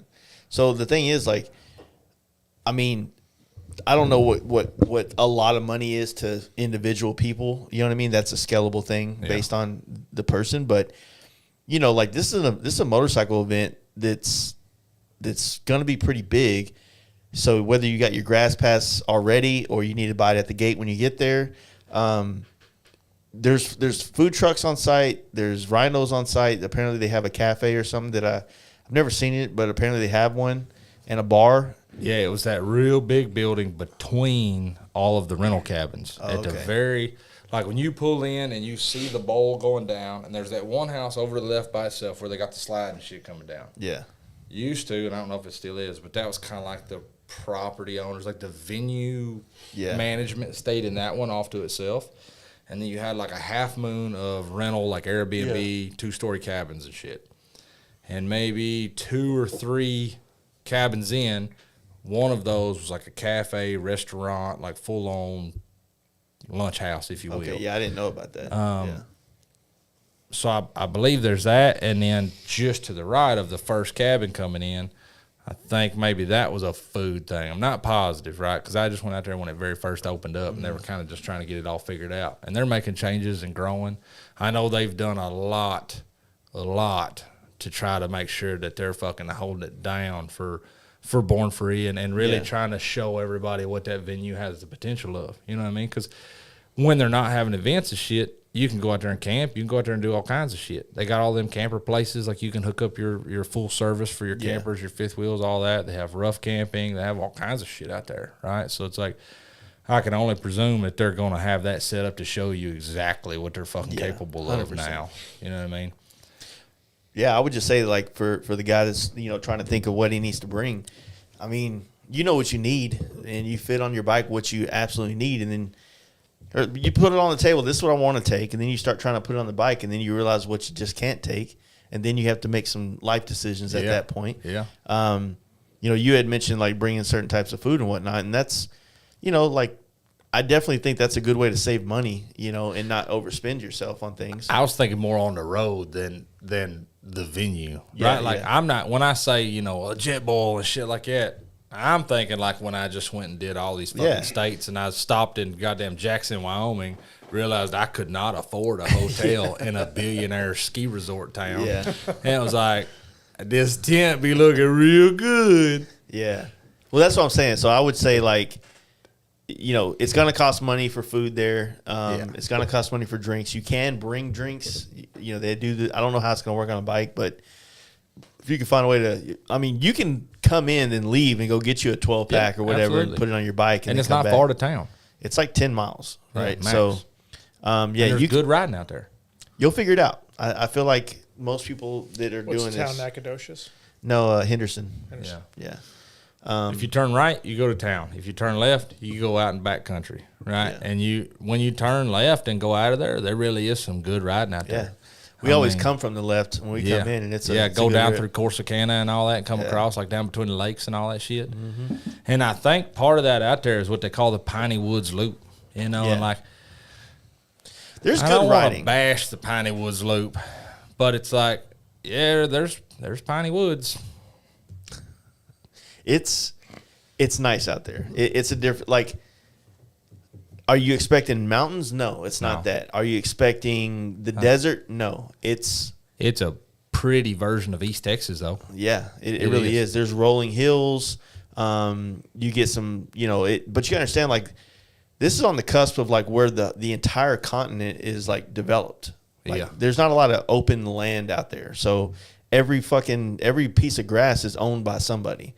So the roads tend to look differently in places like that because that's his property. That's his property. Yeah. That's his property. Like, yeah. You know what I mean? It's not like, hey, let's just make a curvy road right here through. And all that shit was developed back when a motherfucker would tell you, no, you ain't coming across my fucking Get property. off my lawn. Yeah, welcome to Texas, homeboy. Get off my homestead, whatever the fuck they call them. But yeah, so it should be. I don't know. I'm excited, man. It's 5 days from now we'll be sitting there around some campfires acting stupid. You know what I'm saying? Yeah, but I mean, I'm just stoked on like one of the biggest events in the motorcycle industry chose our area. Which, I mean, it's awesome that they chose Texas. It's awesome that they chose our area of Texas. Yeah. But, look at us right here, right now, getting ready for this fucking pre-party. You know what I mean? It's more so it's awesome for us to have this goddamn opportunity because it could have went anywhere and it could have been any other motherfucker. And here we are. Yeah. Also, they had hit me up to talk about, they do have a swap meet put on by, is it the AMA or who does the Fandango thing? The Cherokee. Cherokee, yeah. I think they're in us, if I understand correctly, and I may be misspeaking, so don't hold me to the Bible on this one. But I believe it's the Cherokee chapter of some particular club or association in due with the AMA, and they have a lot of vintage, like really early JD style, early 1900 Harleys and Indians and things of that nature, right?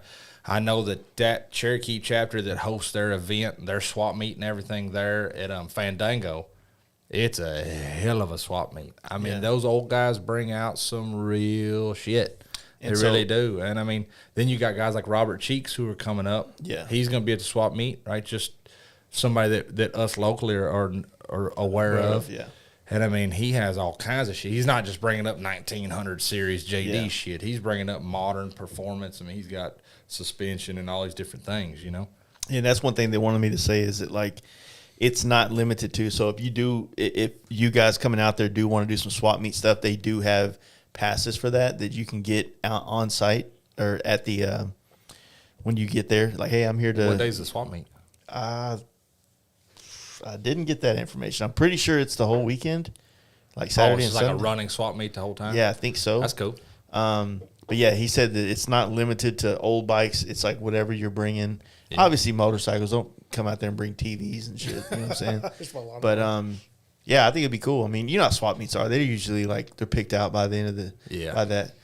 If you're camping at Born Free Friday night, then I'm pretty sure you're gonna get some good pickings for Saturday morning. But they did say for sure all the people that are camping on Friday night, the vendors and the campers are gonna be separate. Like, it's not gonna be like this, hey, we're here at Born Free, we can just go down through all the vendor areas. Like, they're separating that because like they want the show to be the show the next day. So all the vendors that are setting up are gonna be, I mean, put it like this, like all of our homies just ain't gonna be able to be down there with us while we're setting up our tents or our vendor spaces, right? So that's the one thing that they did. That was the compromise for the Friday night thing to be a camping situation that works. Because the show and the vendors, if I understand, is going to be down in the bowl, right? Like, or the crater. So Mike and them they just got to Born Free today, and I think that their whole goal for the next 2 or 3 days is to really map it. Is to map this whole thing out and figure out where everything's going to go. I mean, it makes sense for it to be there if that's going to be the main area, but it is kind of like you have the bowl, but then it dishes up, and then it's not like a flat area. So I don't know. It's going to be. I know main stage is down there, and it's a big open area, I guess. But I think there's going to probably be 2 vendor areas. When I think of how the fuck big this could be, I'm like, man, I don't know if you can fit it all down there. Not if there's all vendor That's what I'm saying. Like, I almost wonder, like if there's a better area, like maybe on one of the other ends. I know that's a massive property. Yeah, they got a lot of space, but it's going to be, I don't know. I'm actually, because I've been there a couple of times, I know what it is. I'm actually very excited to see how they curate this how to utilize area. That place. Yeah. So I don't know. I think it's going to be, I'm sure that whatever they do is going to be good.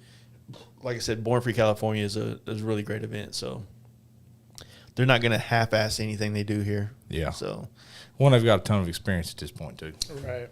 Yeah. I mean, they know what to look for and what not to. Yeah. So, yeah, I think where are we at? How many? This one's 2.5. It's not bad. I think we're doing good. Shit. We're not drunk. Without a bathroom break, shit.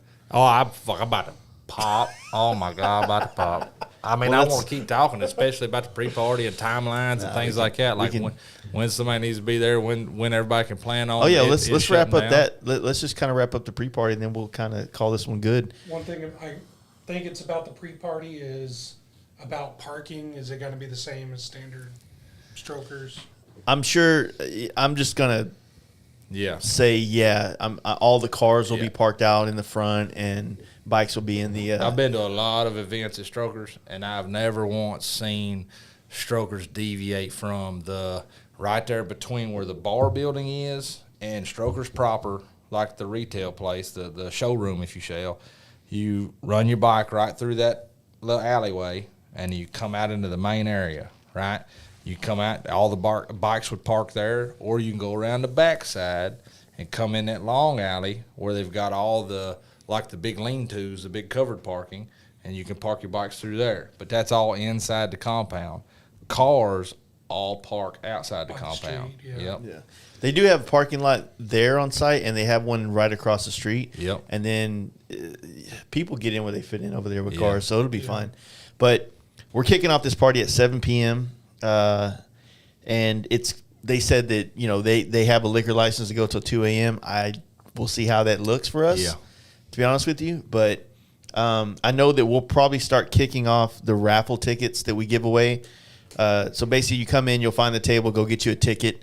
And then throughout the night, you'll hear Millhouse on the mic talking about, we're looking at this ticket, you won this, blah, blah, blah. He might bring on a couple of vendors, like coming into town. Like, we're going to try to make this a very fun, but also like any of the brands coming out here, we want them to be represented. Yeah, you know what I mean? Absolutely. From California, from Texas, from anywhere. Like, if you're a shop, you're a brand, you're coming out, you're supporting this event, like, we want to shout your name out. You don't have to buy anything to get a fucking raffle ticket. You don't have to. There's nothing like that. It's just be present. You ain't going to come up and be like, hey, I got me and 10 motherfuckers with me. You're going to get one. That's what the fuck you're going to get. You're going to get one. Everybody's going to get one. And then be that lucky motherfucker to win something. Yeah, because later on, at whatever time it is that we say the winner, if your ass ain't there. Yeah. Millhouse going to shout that number probably 2-3 times. And if you ain't screaming from somewhere, running like a wild banshee, somebody else going to win that shit. Yeah. So, that's kind of the vibe, man. That's kind of the goal. And I'm looking forward to it. I'll be honest with you. I'm looking forward to the pre-party a lot. Man, me too. Yeah. Me too. Good. I'm excited to be able to spend time with people and it not be a work setting. Yeah. Right? Because, for me, like I said already, Born Free itself, like, it's a show. Like, I've got bikes that I'm going to be competing. And I'm hoping to win. I'm hoping to see that validation in my hard work. But at the same time, I'm going to be out there selling product, promoting my company, promoting my life, my family, promoting, everything that me and Brody are busting our ass for right now. You know what I mean? There's a reason he's here right now. Yeah. So I think I'm going to do some giveaway shit too at Born Free. But that's going to be on a purchase base, right? So I think I know for myself, I may try to see what vendors may, want to get in with me on that, whether you, Justin, anybody else wants to get in on that. But I know for myself what I'm going to do is I'm going to put a couple of different products out there that if you come and you buy a shirt or you buy a whatever, right, if you support the shop in some fashion, right, like then you'll get a raffle ticket in regards to every piece you buy, right? And then from that, I'll be giving away, some cool shit. Me and Anthony, my rep from Hard Drive, so Hard Drive, Western Power Sports is going to be, kind of helping me do that as well. So we got some things we're going to do at the pre-party. So for the people that can come to the pre-party, maybe you work weekends, you can come out, you can be a part of that. You can support all of us and everything we're busting our ass to create, all the work that's gone into this, even with Strokers and Rick and his family. So there'll be some prizes for attending that. And then I'm gonna do some prizes too for the people that come out and really put it down and hold it down for Born Free. You come out and you hold it down for Born Free proper, and you support my shop or you support any shop that wants to get involved with me on this giveaway, then you stand a chance to win some of our products. Nice. Or maybe you stand a chance to win some free labor hours at the shop if you're local, or whatever you want. That's a good thing. I'd like to put something out there like that.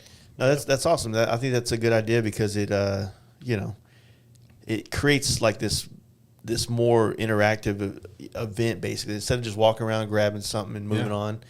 Like, the reason, like, whenever I was talking to them at Born Free, I was like, hey, whatever you do, put me and the Justins together, if you will, and that way we can create like a vibe amongst we have a our particular area. energy. Yeah, that way it's like, you know, because and I got this from Thundermax when we went to Sturgis. Like they're like in this little row of all this performance based stuff. Like you got Thundermax, Hoffman, HPI, Trask, D&D, like all these guys right next to each other, and all of us fuck with each other. So it's like, hey, this is our block right here, dude. Like this is shit's going down over here with us. That way it's like, you know, and also for a lot of people, it makes them feel like, oh, that's the hangout spot, which don't be wrong. My booth isn't going to be sitting there with a bunch of chairs for every motherfucker to come sit in, but you're more than welcome to be in the around my booth. Yeah. It just ain't, you know, I don't want a fucking booth full of fucking people just sitting there, you know, while we're trying to like talk to people. I don't really have much to sell. I got a couple t-shirts. I have no openings for helmets or paint jobs right now. So just come say hi. That's it. I'm going to bring some show gear, like our shop gear. And then, you know, I may bring some products that I feel like may be quick, easy sales. Yeah. You know, other than that, I'm just going to try to promote the shop itself, our work, our builds, what we've got out there. You know, we'll have Jetty's bike, Money Pit 2.0. I hope to have it, you know, entered in some kind of competitive sort. And then I want to bring Ariel, my chopper, the hand-built bike. I'll bring it out there and see if, you know, if I can't maybe get it into some relative chopper competition. Yeah. And then, good Lord willing, and the creek don't rise, we're going to have a fucking turbo bike sitting out there showing you guys kind of what the future of our, or what the base of our future build at the shop looks like. You know, right now for us, like, a lot of people see that as like, oh, man, like, that's it. Like, you're putting a turbo on a bike. She's done. Like, now we're going about this one a little different. You know what I mean? This customer really, this customer really was, you know, he had a great conversation with Brody, and Brody kind of fish hooked him in. So, I mean, I'll give him kudos on that. This guy's doing it to what I've always considered to be the right way, right? Like, he did the bars, the seat, the suspension, the brakes, before he ever worried about a fucking cam. It's got stock exhaust on it right now. It's got full oil in its front and rear, Brembos, the cockpit's built like a goddamn F-35. I mean, this motherfucker's bad. Yeah. Got stock intake, stock exhaust on it. Can't complain about that. Right. But I beg a motherfucker to get on your Hot Rod 131 and catch me run through some goddamn turns on that bike. Because we set the fucking suspension right. Everything's proper to that rider's height, weight, his stance, everything about it, right? So it's like, now you can really achieve everything that 117 has to offer. Yeah. Okay, now that we can truly achieve what that 117 has to offer, well, let's reach on in there and see what that 117 really fucking has to offer. Go ahead, throw fucking 8 pounds of boost at it and see what she does. You know, I'm excited because I feel like the 117 alone does pretty well. Especially Nick Trask seems to speak highly of the motor, so we'll see, man. I'm excited to be able to run products like that. Nice. Yeah, so that's what we got, man. I think we got a good game plan for the pre-party. I wish there was a way that we had like this way to do a ride through town, but that's out of the question. It convolutes it, man. It does. It really does. Hey, come out and fucking hang out. I don't care if you drive, if you Uber, if you whatever. I'm going to have my pregnant wife with me, so I'm not going to be on a bike. I'm going to drive out so my wife can fucking kick it too. Yeah. So you guys can actually meet the woman who puts up with my bullshit, or the woman who probably gets to hear me bitch about the dumb shit you brought at me or something like that. You know what I mean? Like, you know, with that said, though, just before we started here, I read a message that I think Chris Cano is trying to start or organize something. Oh, hell, here we go. Oh, hell, well, that's cool, man. Just kidding. No, that's hard for us to do, but it's not hard for the community to do. That's what I'm saying. Like, if Cano's doing it, that's good on him, because that's, to me, like, that's how we make this stuff better. Like, that meeting up at a gas stop or whatever, a Starbucks, whatever. Those are the best ones. I think that's what he's trying to do is have like a meet at a random gas station at a random time. Yeah. Those are always the best fucking ones. Yeah. To ride in. One of my favorite fucking rides I've ever done. I forget the show in Dallas that it happened at, but we met a bunch of people. I think it was like in Arlington as well. And it was me and one of my closest friends. We led this fucking like 20 plus pack going to this show. It was like a chopper show, I think, in Dallas. Southern Throwdown, yeah. Southern Throwdown, that's it. Yeah, at the Bomb Factory. And yeah, that's it. Yeah, and we led, him and I, we led 20 plus fucking bikes into that show. Nice. One of my favorite fucking things I've ever done on a bike.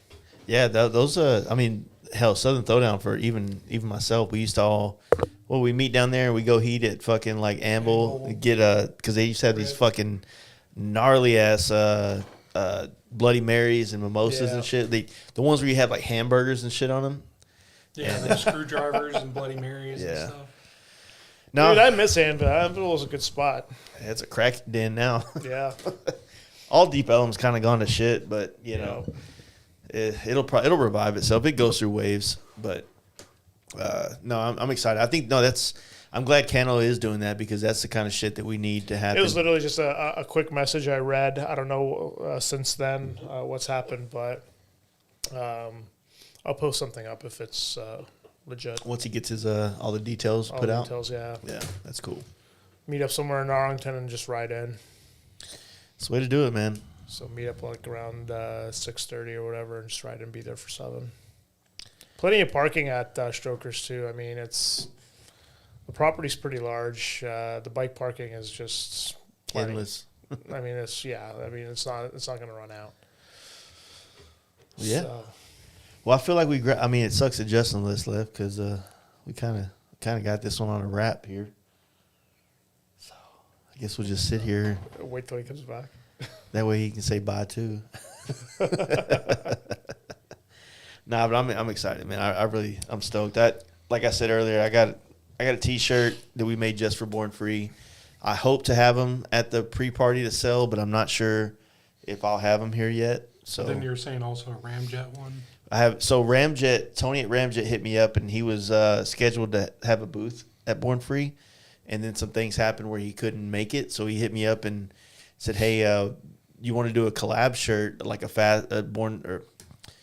Ramjet Fast Life shirt for Born Free? I'll let you. I'll send them to you. You sell them at the deal, and do that." And I'm like, "Fuck yeah! Anytime I can be associated with you, homie, I'm down." Fucking Ramjet, yeah, so, exactly. Good friend of mine, and so we're supposed to have his shirts. He had texted me a while ago to get the address to ship them to, and both shirts we're selling for $30 a piece, cash only. And I got 200 of the Fast Life shirts that we made for Born Free. I don't know how many shirts he made, but help me pay my taxes, guys. The tax return's gonna look slim. I just gotta, man. That's my last hurdle for the year is once I find I need an accountant or a CPA. I need one of them. I've been going and looking for somebody to kind of restructure my whole financial side of my business. I'll be honest with you. One thing I heard, and I've never done this. I've never needed to, but I heard a tax attorney is the way to go. For real? Yeah. I think that's good to get out of paying taxes. Yeah. So I'm not at that point yet. Like the government hasn't told me like I owe them money. Like I just know that I owe them money, and they do too, but they ain't got around to me yet. So yeah, and I have money saved up for it. It's just that I need it all. I need everything structured. I heard once you're at a particular level, a tax attorney is for sure. Who you want to? I'm not on that level. Like, I don't know. Like when it comes to dealing with like those kind of parts of my business, I would prefer to have a relationship with the person who is handling it, so that I can text them or they can text me, or like. Not some, like, I have to walk through a corporate office kind of vibe. So, hey, we're wrapping up. We just wanted to wait for you to come say bye. Justin's not wrapping up. Bitches, I'm just getting started. Let me tell you a thing or two about a thing or two, goddamn. Ready for a long night. You go, cowboy. I'll drink one more with you, and then we do got to wrap it up. Oh, man. We can wrap it up and just drink this one. Oh, shit, then I'm going downstairs myself. I got to piss, too. I wonder if I can get the... What are you trying to do over? They're trying to... So, Tony just sent me the shirt. The picture of it? Or? Yeah, so there you go. The Ramjet Fast Life shirts. Oof. That goes hard. Is the laptop still on? For No, it died. Oh, it died? Okay. Well, you just want to hold it to the camera. Yeah, I could just hold it to the camera. So Do it.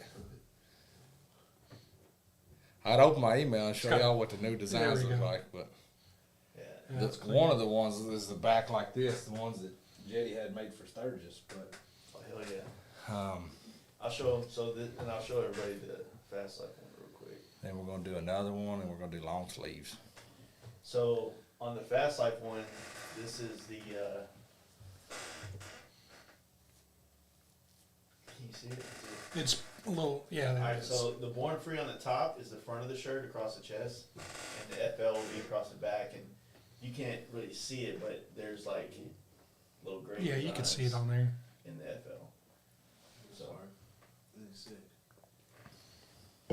Oh yeah. That's kind of those same like designs that are in your bike's paint, right? Yeah. So actually, so the same thing with you got one of the other shirts, right? Yeah. So that's what I've been doing is just using some of the designs I have that I draw on my computer. Yeah, some of this like filler stuff. Yeah, and using that inside the FL on the back because this design's fucking cool right here. Like how you've got this this font reminds me of like Star Wars. Well, the Born Free does, but the Fast Life and the Texas reminds me of like mid to late '90s motocross. Yeah. So what I've been doing? Yeah, Brody gets it. What I've been doing with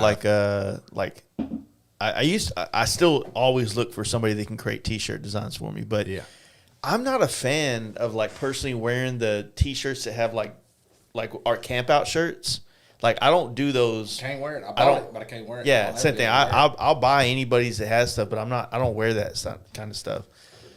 So I've been trying to design stuff that's like clean and simple that doesn't look like I'm like, hey, this is my shop, this is my email address kind of thing. It looks like something you could wear to an event that still represents the brand. You know what I'm saying? Yeah. Like I've always liked the way Thrashing does it, the way Ramjet's one of my favorite T-shirts. That's why I fuck with the same guy that prints his shirts. Yeah. And I fuck with them. So, you know, I like that. You know what I mean? I wound up getting tied up with that dude, which I sent him to you. I just don't know if his timelines could work for you. But it was so tight. I just didn't want to be the guy like, hey, man, I need this tomorrow. Man, I mean, we reached out to him a long time ago, but he had the school rush. So I guess he prints for a lot of schools and like sports teams and shit like that. And all that's kicking off right now. So he was like, hey, I'll take this order, but just know it's going to be a while. It's like, oh, it's cool. I got time. And I knew I was going to try to be a part of Born Free, but then once I found out I was a part of Born Free, I was like, hey, bro, I'm going to be needing them's, you know. So even still, with my order having been in so long ago, it's going to be a very last minute. Like we're running the fucking gun on this one. But so far, he says we'll be ready. I prefer to have company gear bagged and labeled in size, and our timeline isn't going to allow that. That's kind of frustrating to me, just because I'm a picky fuck. Yeah. It's really what it boils down to, dude. It's no different than buying shirts from anybody else. I've done it all these years. Just sell a shirt out of a Tupperware, you know, like out of a Tough Box, whatever. Yeah. But it's so much faster and easier for the guys that are running the booth. You know, when I'm up there and I'm making a sale, I tell Brody, hey, grab me 2 larges. Yep, boom, boom. He reach in there. There they are. They're labeled. Bam, bam. He gets them. Now, you can walk around and you're not getting them dirty, stinky, fucked off, not going to spill beer on them, whatever, right? You know what I mean? Like, so that's, I prefer for them to be that way, but just due to timeline, we ain't going to be like Fortunately, the big time threads that I use, he does all that shit. And he, you know, he handles it. Yeah. It's a price for that shit, but it's a price to me as a company, it's a price that's worth it. Yeah, at the same time, like there's such an increase in like what it costs for people to get shirts done now. Like, like the cost of T-shirts have doubled in price over the last year and a half. Any company that's selling a $20 T-shirt is doing one of two things. You're either buying a garbage fucking shirt, 10,000 shirts or something like that. You're do even steal. I feel like you're likely buying a garbage fucking shirt. Oh yeah. Right? Or they ain't making no fucking money doing it. Mm-hmm. Right? Just flat ass, dude. Yeah. Because it's like for me, you know, when I went to the dude who's doing mine, I said, hey, look, if I put my fucking company name on it, I want to be the goddamn best. Mm-hmm. He's like, well, the best I can get is next level. And next level has tiers, right? And I was like, all right, well, if next level's the best, cool. I don't want the top tier. I want whatever the fucking best shirt is. That's kind of the standard. I mean, this Justin, my machine shirt, which meant to put tape over this because I told him I wouldn't give any more free advertising. But this is the next level shirt, and I feel like this is the standard right now. Yeah, that's what this one is. This is the next level, and it's like, I don't want to sound fucking ridiculous as a grown ass man, but it's like when a shirt fits you right, when you put it on, and it's not looking like a medium, like you're going to the fucking mall looking. You know what I mean, though? Like, all jokes aside, there's a difference between buying a fucking cheap-ass SpongeBob fucking SquarePants goddamn T-shirt. Yeah. Right? Where the collar's fucking blowed out and the shit don't fit right. You look like you're this fucking wide and square versus buying a softer, nice quality shirt, having nice fucking screen printing or not distressed, but there's the discharge printing. Yeah, like discharge. That way you don't have that big print that's like sweaty, spot on your back and shit. Yeah. Right. So there's all these qualities of the actual print. There's the qualities of the shirt, and the way I view it personally, right? Especially because like I from day one have always said, like, if I'm gonna put my fucking name on it, it better be the best I can afford to fucking get. Yeah, it's funny. The fact that you mentioned next level, I got a Lexin shirt that's a next level shirt, and I fucking love the way it sits. Yeah. Yeah, the Lexin shirts are that way. Yeah, like even my wife's like, yeah, that shirt fucking fits well. Because like the next level shirt, like this to me, in a very open but explanatory term, it's a tailored T-shirt. Yeah. Right? You put it on, I don't care what kind of shape you are as a man. You put it on, you're like, my traps look a little bigger. My arms look a little bigger. My waist looks a little smaller. Right? It's like, hey, we're fucking grown men. I'm a goddamn savage. I'll eat your motherfucking face off like I'm hopped up on fucking bath salts on a fucking bridge in Miami. Like, make no fucking mistakes, dog. Make no motherfucking mistakes. But goddamn, I still want to look good in front of my wife. Yeah. Because I expect my wife to look good in front of me. You know what I mean? So, I put a fucking T-shirt on. It may be from Joe's fucking speed shop or Bob's fucking machinery. But if that shirt fits right, if it hits right, if it's comfortable, if I can look good, but then not be like, God damn, I'm sweaty because I look good, right? It's like, no, the shirt fits good, feels good. I'm going to wear it more. Yeah. I don't go fish certain, I ain't going to name drop nobody, right? But I don't go fish certain shirts out because of that brand. Yeah. I look to see if my wife washed that shirt this week. Because I want to wear that fucking shirt. Not because of the brand that's on it. Yeah. So I'll be dead ass honest with you. From day one when I started my shop, the very first 10 shirts that were ever made for my company, a friend had made for me at Mallory's Print Shops in Burleson. Right? But after that, I went and I got different shirts made. And I've always tried to go after whatever at that moment was the top tier, hot, comfortable shirt. Right? Because in my mind, if I can sell you a Richardson hat or a fucking next level T-shirt or a quality sticker, right?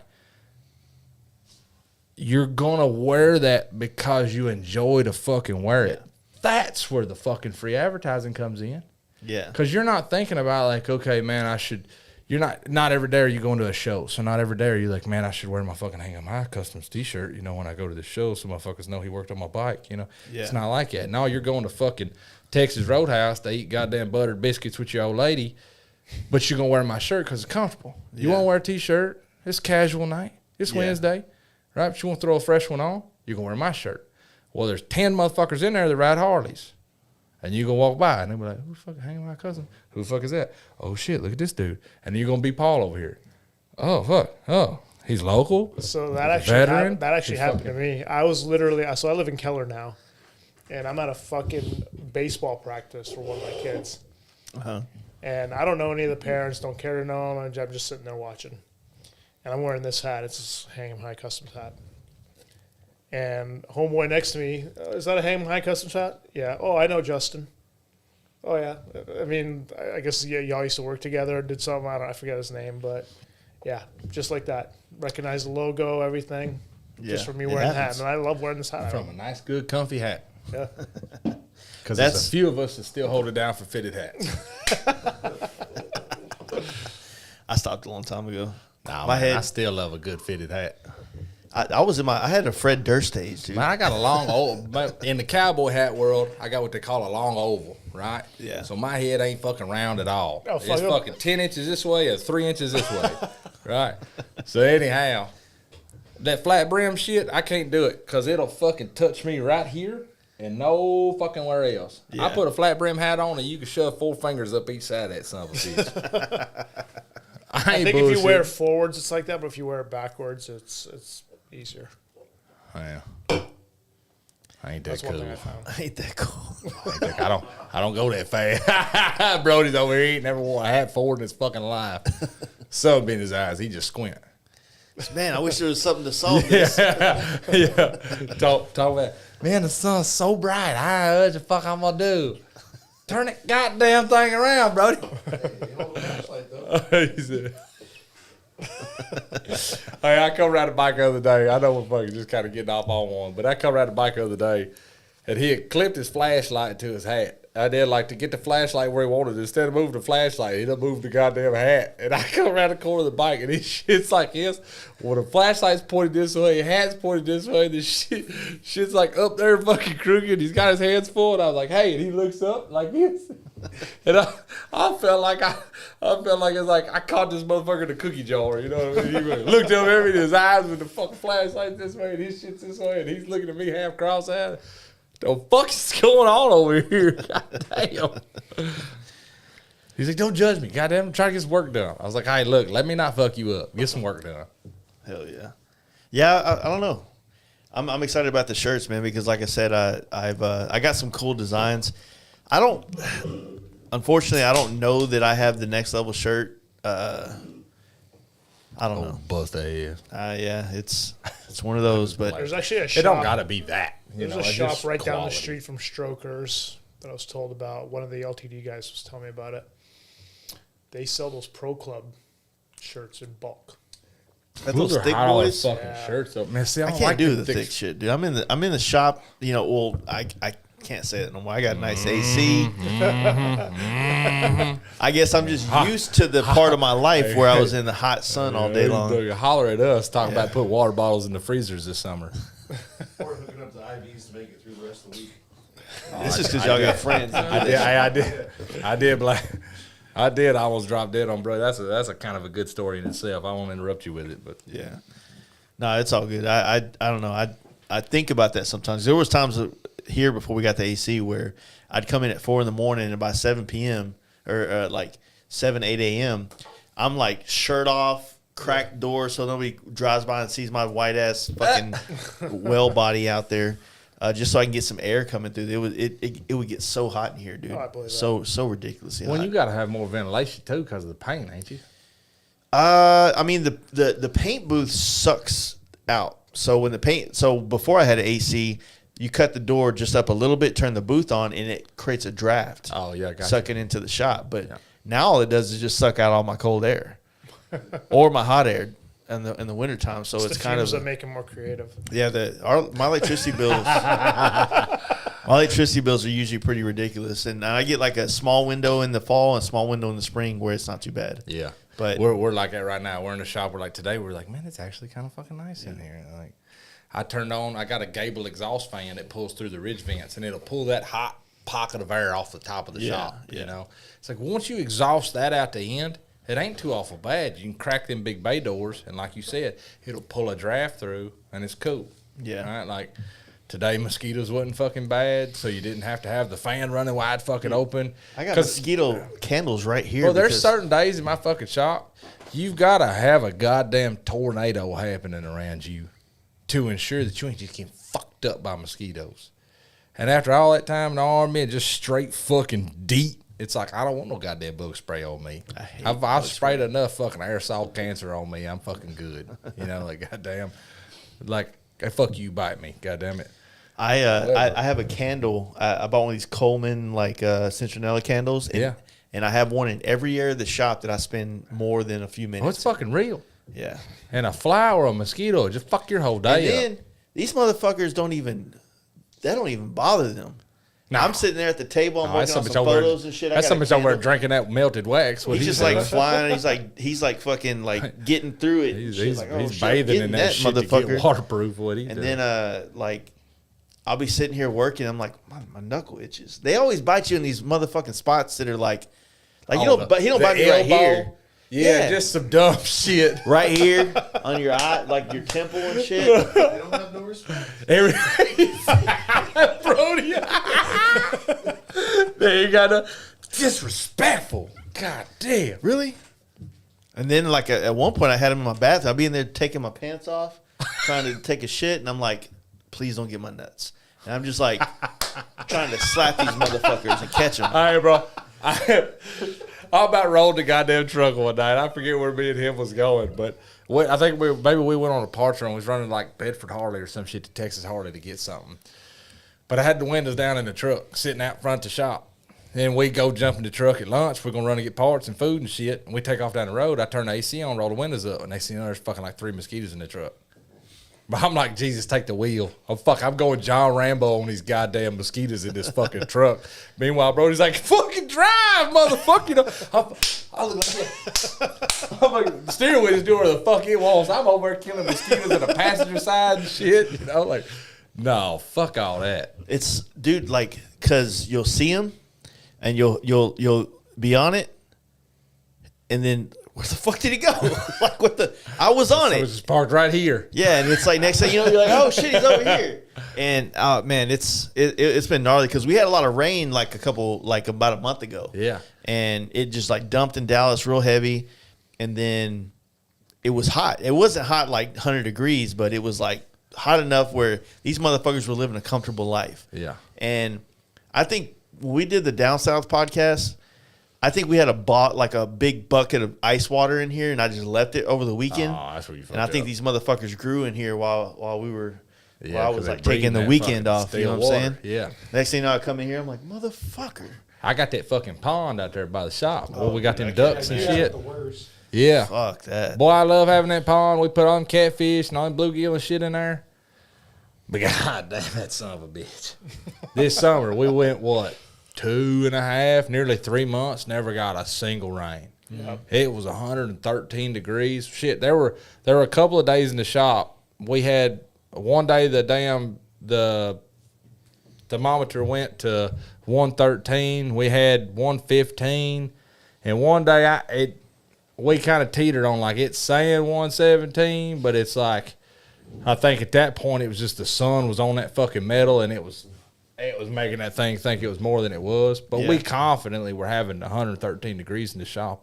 Yeah, consecutively. Sure. Yeah. You know, just back to back to back. Yeah, the summer was pretty fucking hot. It was fucking harsh. Mm-hmm. But because summer was so dry down here in Texas, but we went months, not a fucking mosquito on. Yeah.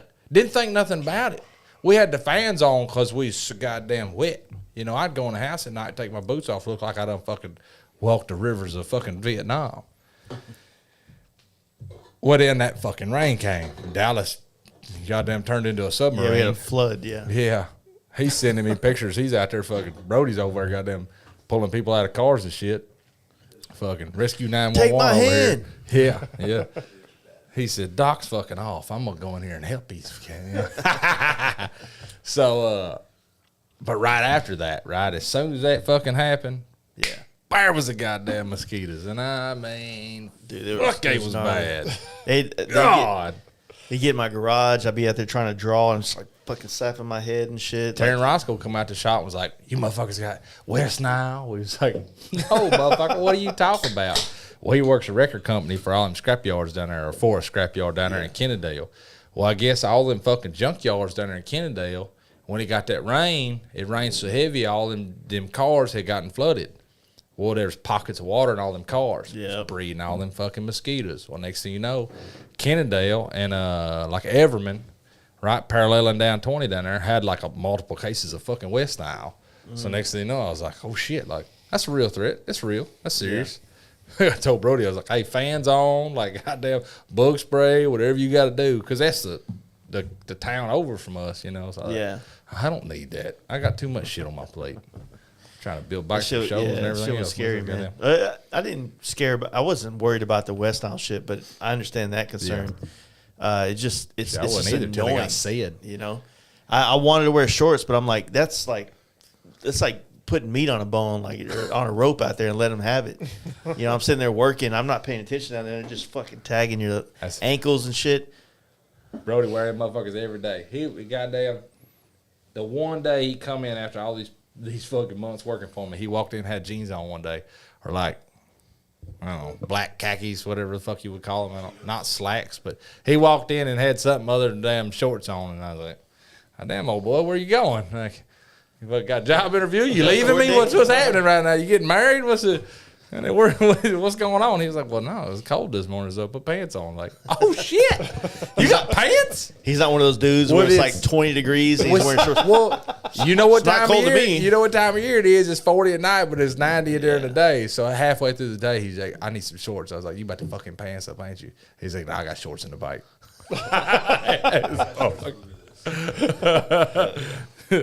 He's got those pants where you can unzip them.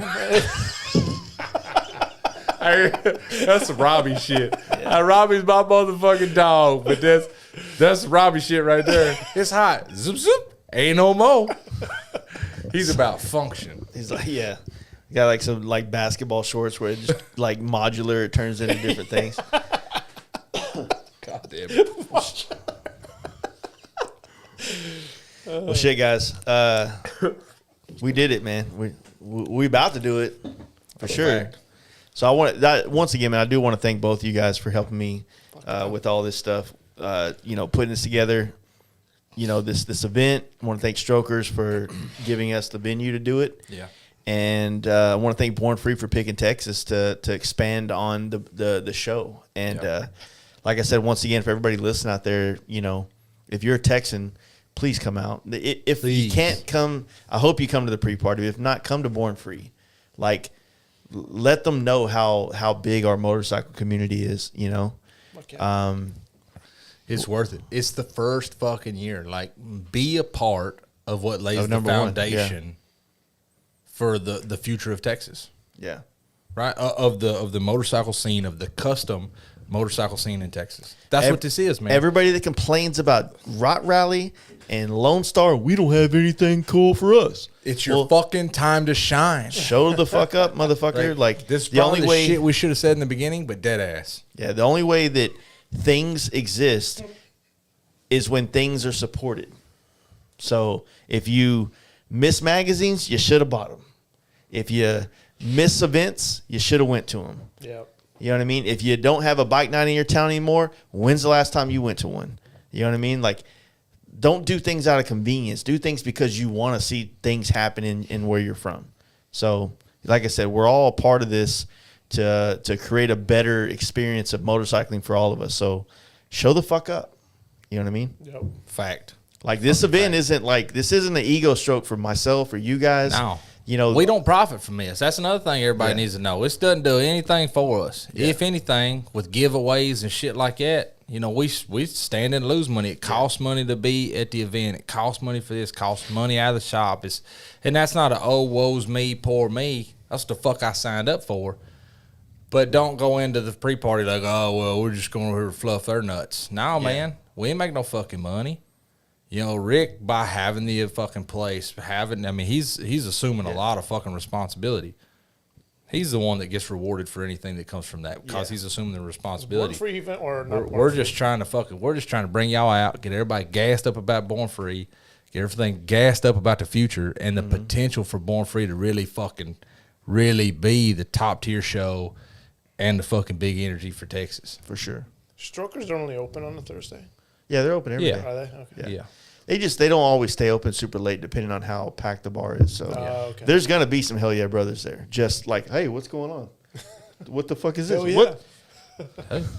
The hell yeah, brother, your ass to Born Free. Hell yeah. All right, guys. Hang 'em High Customs, DFW-Dyna Crew, and the Dynacologist. Hey, do you do any? Do you wear gloves when you do you wear fucking tall gloves when you Instagram from that page? How's that work? Oh shit, everything. You have to and then start. And we'll end on that note. Thanks, guys. I appreciate it. All right. Appreciate y'all. Yes, myself.